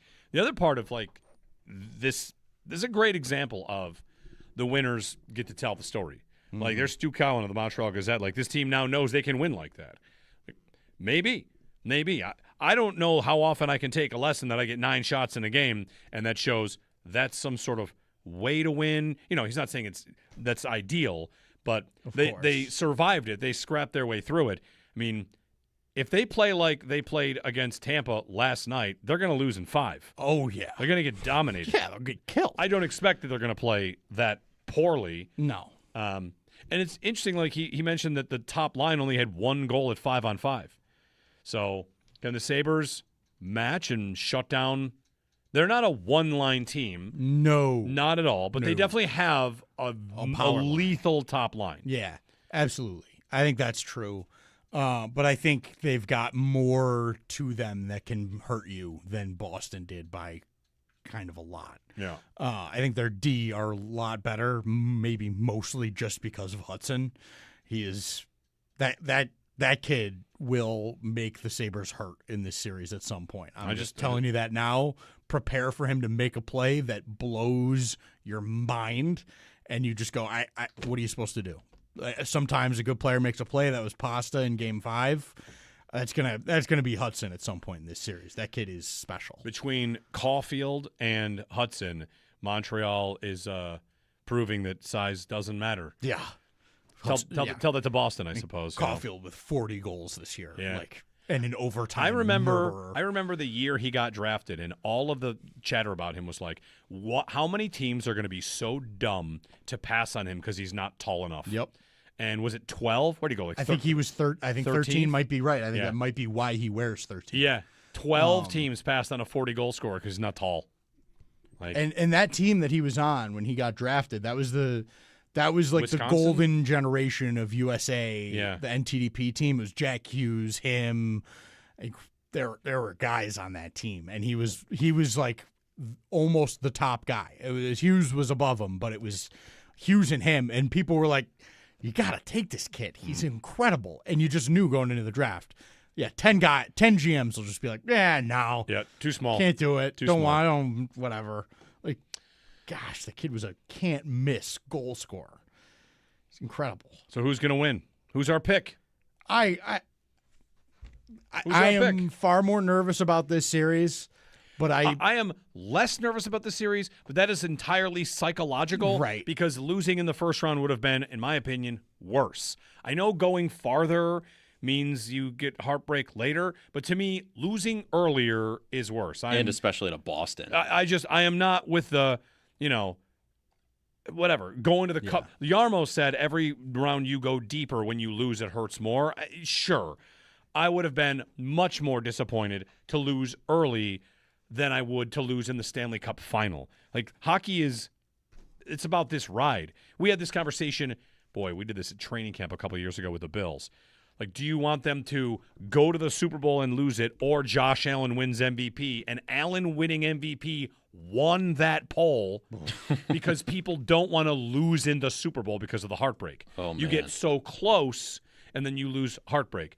And I think one difference between hockey and football here is if the Sabres were to get to the Stanley Cup final, they still have to win 4 times. Right. You're not really like, oh my God, there's 4 minutes left in the game until you have 3 wins already. So maybe that's why I kind of I don't associate it the same way. But had they got knocked out to Boston, I would have been much more upset. So because of that, I've gone a long way, Owen, to say I'm sorry, and Joe, No. that I'm less nervous but more invested. A loss here would be like, shake hands, see you next year. Let's hope this ride keeps going, as opposed to us spending 4 months talking about how they lost to an inferior team and who didn't show up and yada, yada, yada. Now it's, a peer that is probably equal to you. So anyway, I didn't mean to interrupt you as you were about to give us your pick. No, it's fine. I and by the way, Caulfield was 15th. I just remembered. 15th, okay. But whatever. The Sabres pass on him? Ooh, I think Probably. At Yeah. that time, they were probably not picking lower than 15th. All right, let me see who they took. I'm trying to think of that year. I don't know what that would be. Whatever. Anyways, Montreal.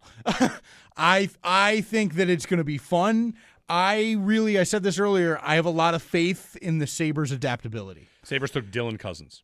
Okay. Oh. Defendable. It's fine. Yeah.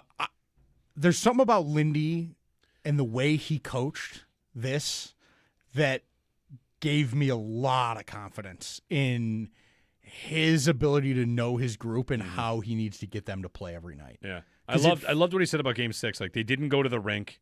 Right. They didn't go for a morning skate. Like he didn't put on the itinerary. He's like, we're going to go there and we're going to win the game. How ballsy is that? Yeah. Like, we're going to just go win, and I don't want them to have to talk to you guys. Like, we're just going to go handle business because that's what we do. And I think having a coach like that, I think Marty St. Louis is awesome, but Lindy's been around. And I have a lot of faith in his ability to understand what's required at every step and get it out of his guys. I think that is something that I am excited to see how it works in this series, because I think there will be games in this series that require you to play different ways.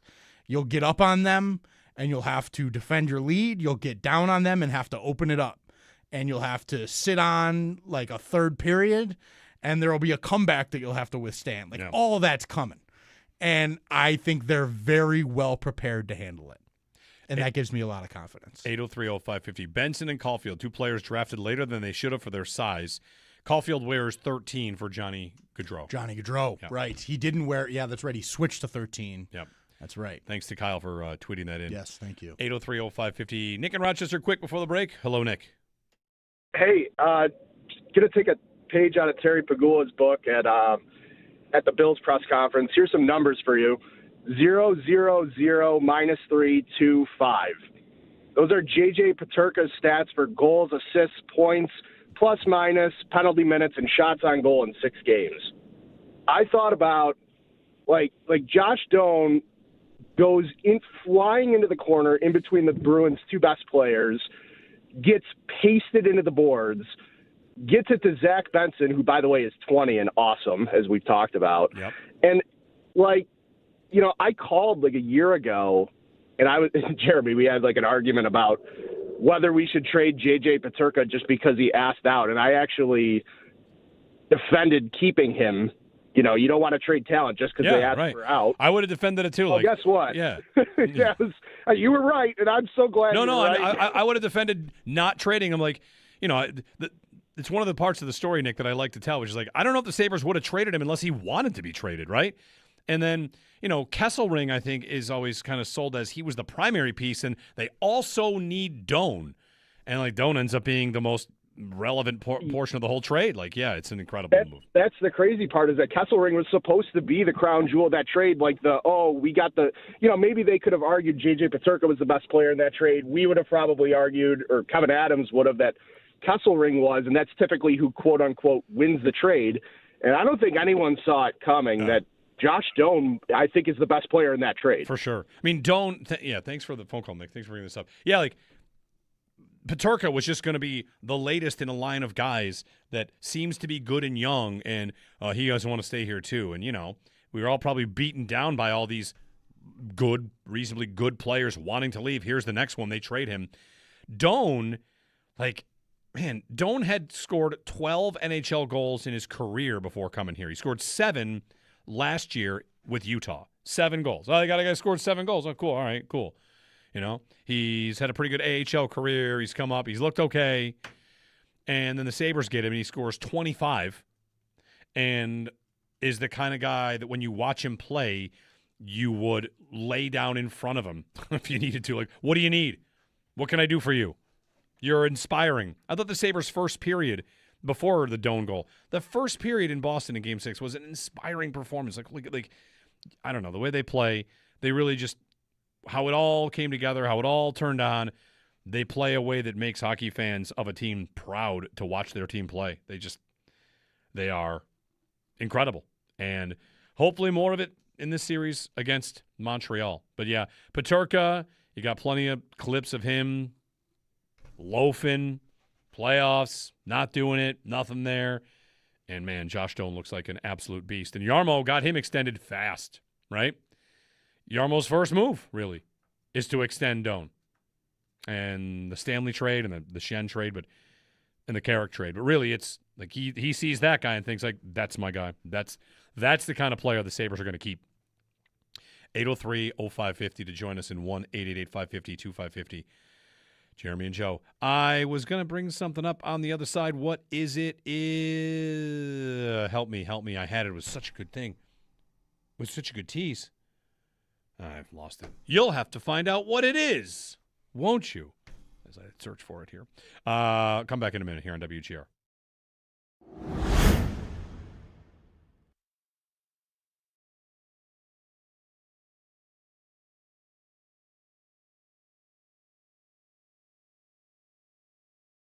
I feel like I've been waiting how many hours? How many hours is it? It's 24, 40, whatever. I've been waiting too long to just simply talk on the radio about Josh Doan. And I know Zach Benson's right there, too, and right now we're all memeing the hell out of Zach Benson as a dog with Bruins pelts on his wall. We're doing a lot.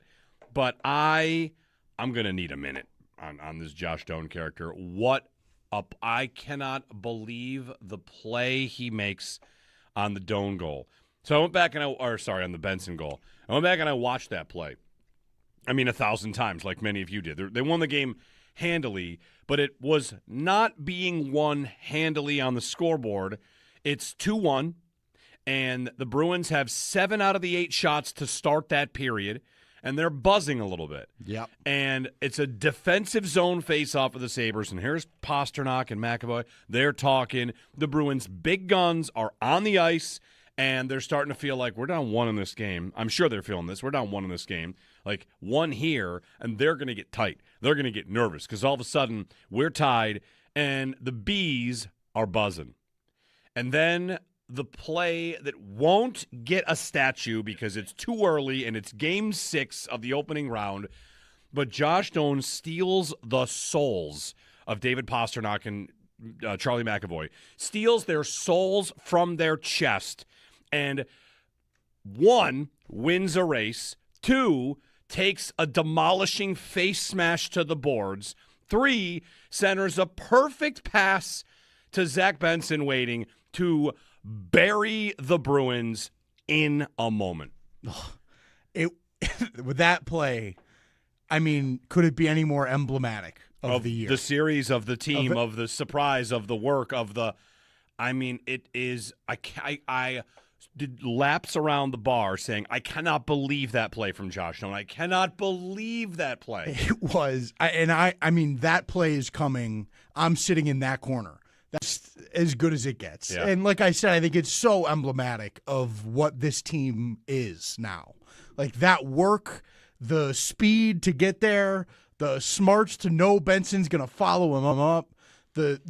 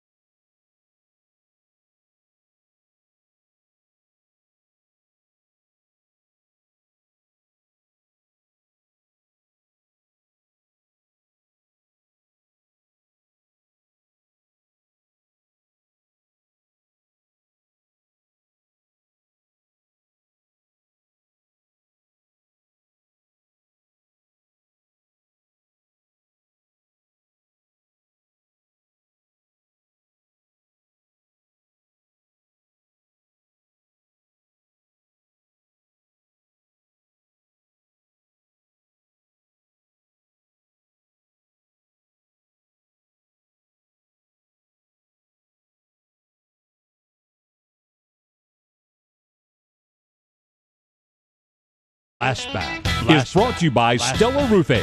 When quality counts, choose Stellar Roofing, Siding and Windows. And by Picasso's. We are Buffalo Pizza. Howard Chuck for McGillney. McGillney shoots one off the shoulder of Wall. Didn't know where it went. LaFontaine keeping it into McGillney again. Works it along the boards. Sending it back to Howard Chuck to Bodger. Bodger takes a shot. He scores! A shot from the point by Bodger. Deflects in behind Wall. And Wall arguing about it as the Sabres tie it up on the power play. 3-3. What year is that? 88? 1993. 93. Game 2 of the Adams Division Finals, Sabres-Canadiens. They played in 93 in the playoffs. Adams Division. Hey, it's still available. Adams Division complete run. Montreal this round. Hartford next round. Quebec in the final. Just saying. The Sabres, they have speed. They can skate. This is a team that can skate with them more. And further questions like, can the Sabres skate with Carolina? Can they definitely skate with anybody? Probably.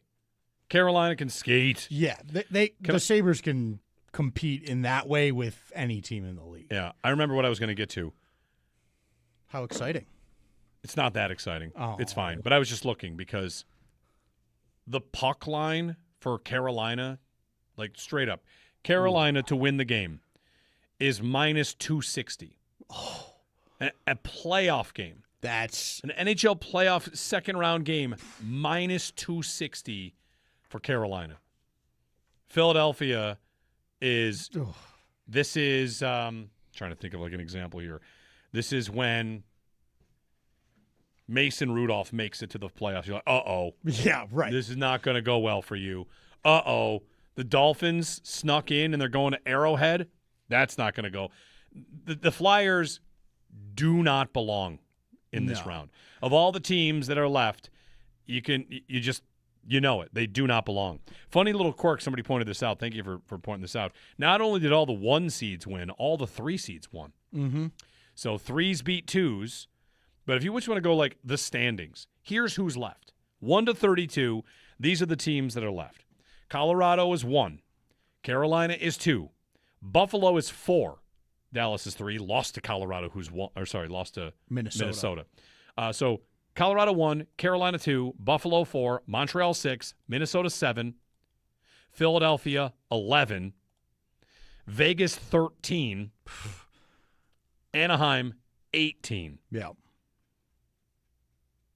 I keep saying the Flyers are the worst team in the playoffs, but of course, I guess it's Anaheim. Anaheim, who knocked off Edmonton. Yeah, but I got. And did you see McDavid's comments? McDavid doubled down.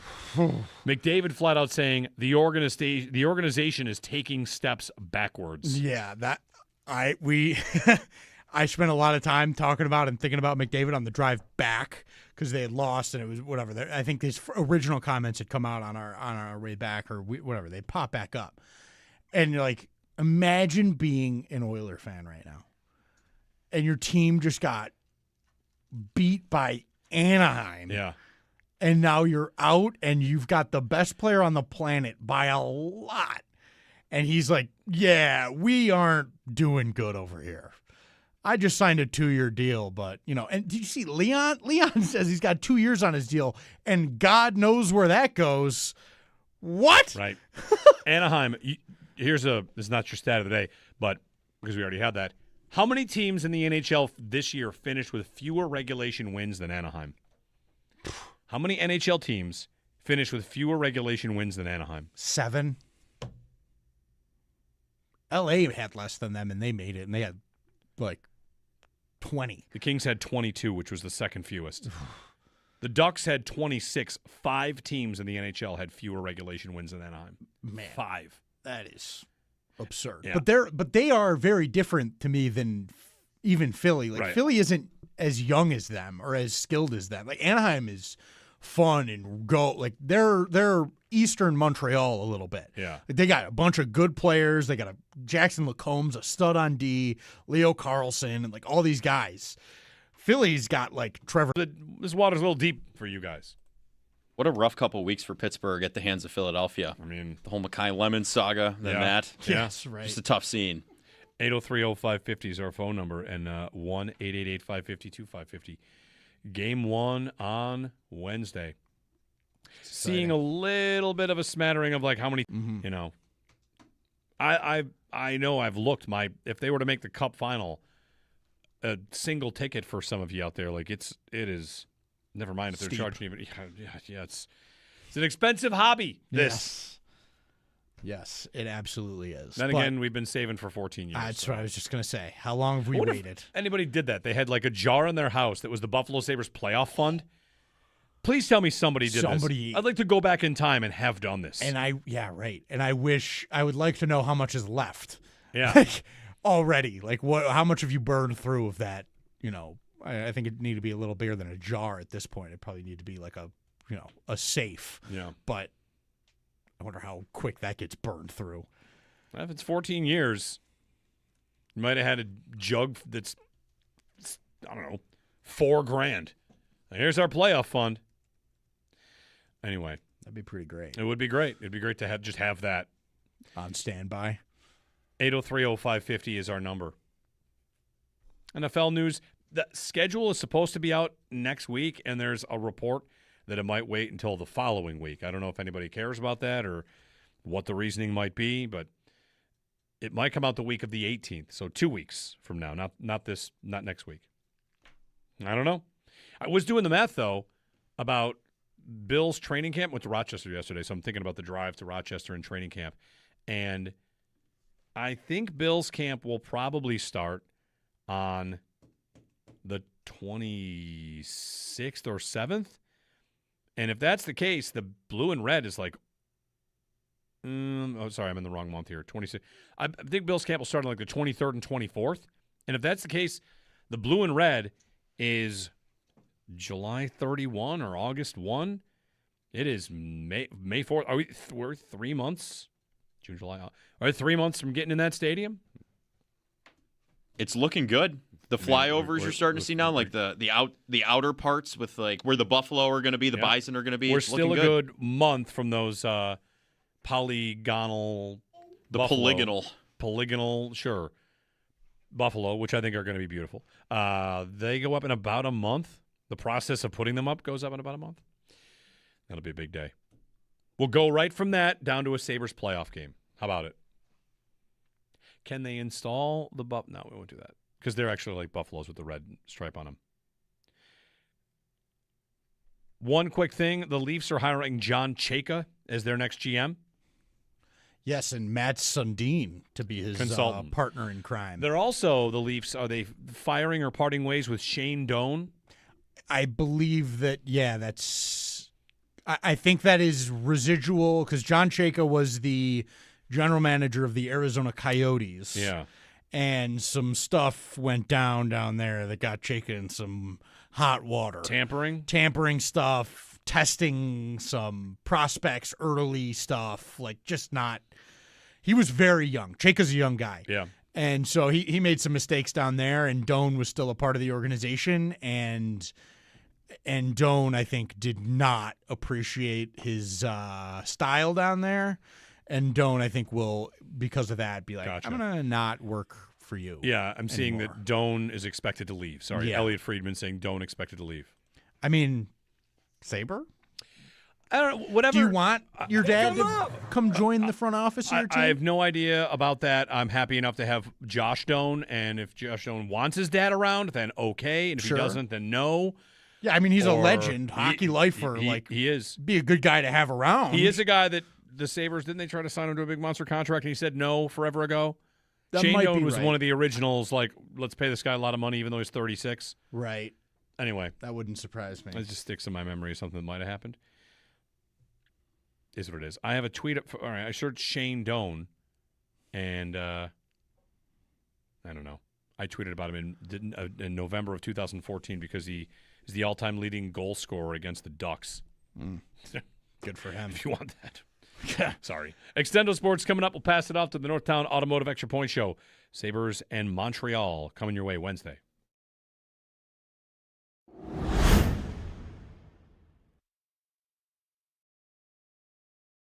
Benson also getting his, Paul, and I feel like we're getting to that part in hockey where you got a guy that gets under another team's skin, everybody hates him, and you love him because he's on your team. How do you feel about the line Benson is currently walking? Yeah, and Lindy Ruff explained it really well yesterday when I asked him. I said, "How much do you counsel him on?" He goes, "I really don't have to." And he said, "The one thing that the one thing that he does very well is he toes the line now where he doesn't take dumb penalties while doing it." And that was the one thing he was doing last year, is he was sitting in the penalty box too much and putting them shorthanded. And he's not doing that anymore. He knows where that line is as far as he knows he's going to take somebody with him, or he's going to draw the penalty and get the power play. But he is much, much better at that. His antics do not put the Sabres down, and he did not put them on the penalty kill. And he said that was the biggest thing. He goes, other than that, he goes, I don't need to counsel him because he knows what he's doing out there. And he goes, the way he goes, he's always the first one in that front. He goes, that aggravates the other team. He's always the first one to a battle. He goes, that aggravates the other team. And so he goes, those are the reasons. It's just the way he plays the game is just an aggravation to the other team.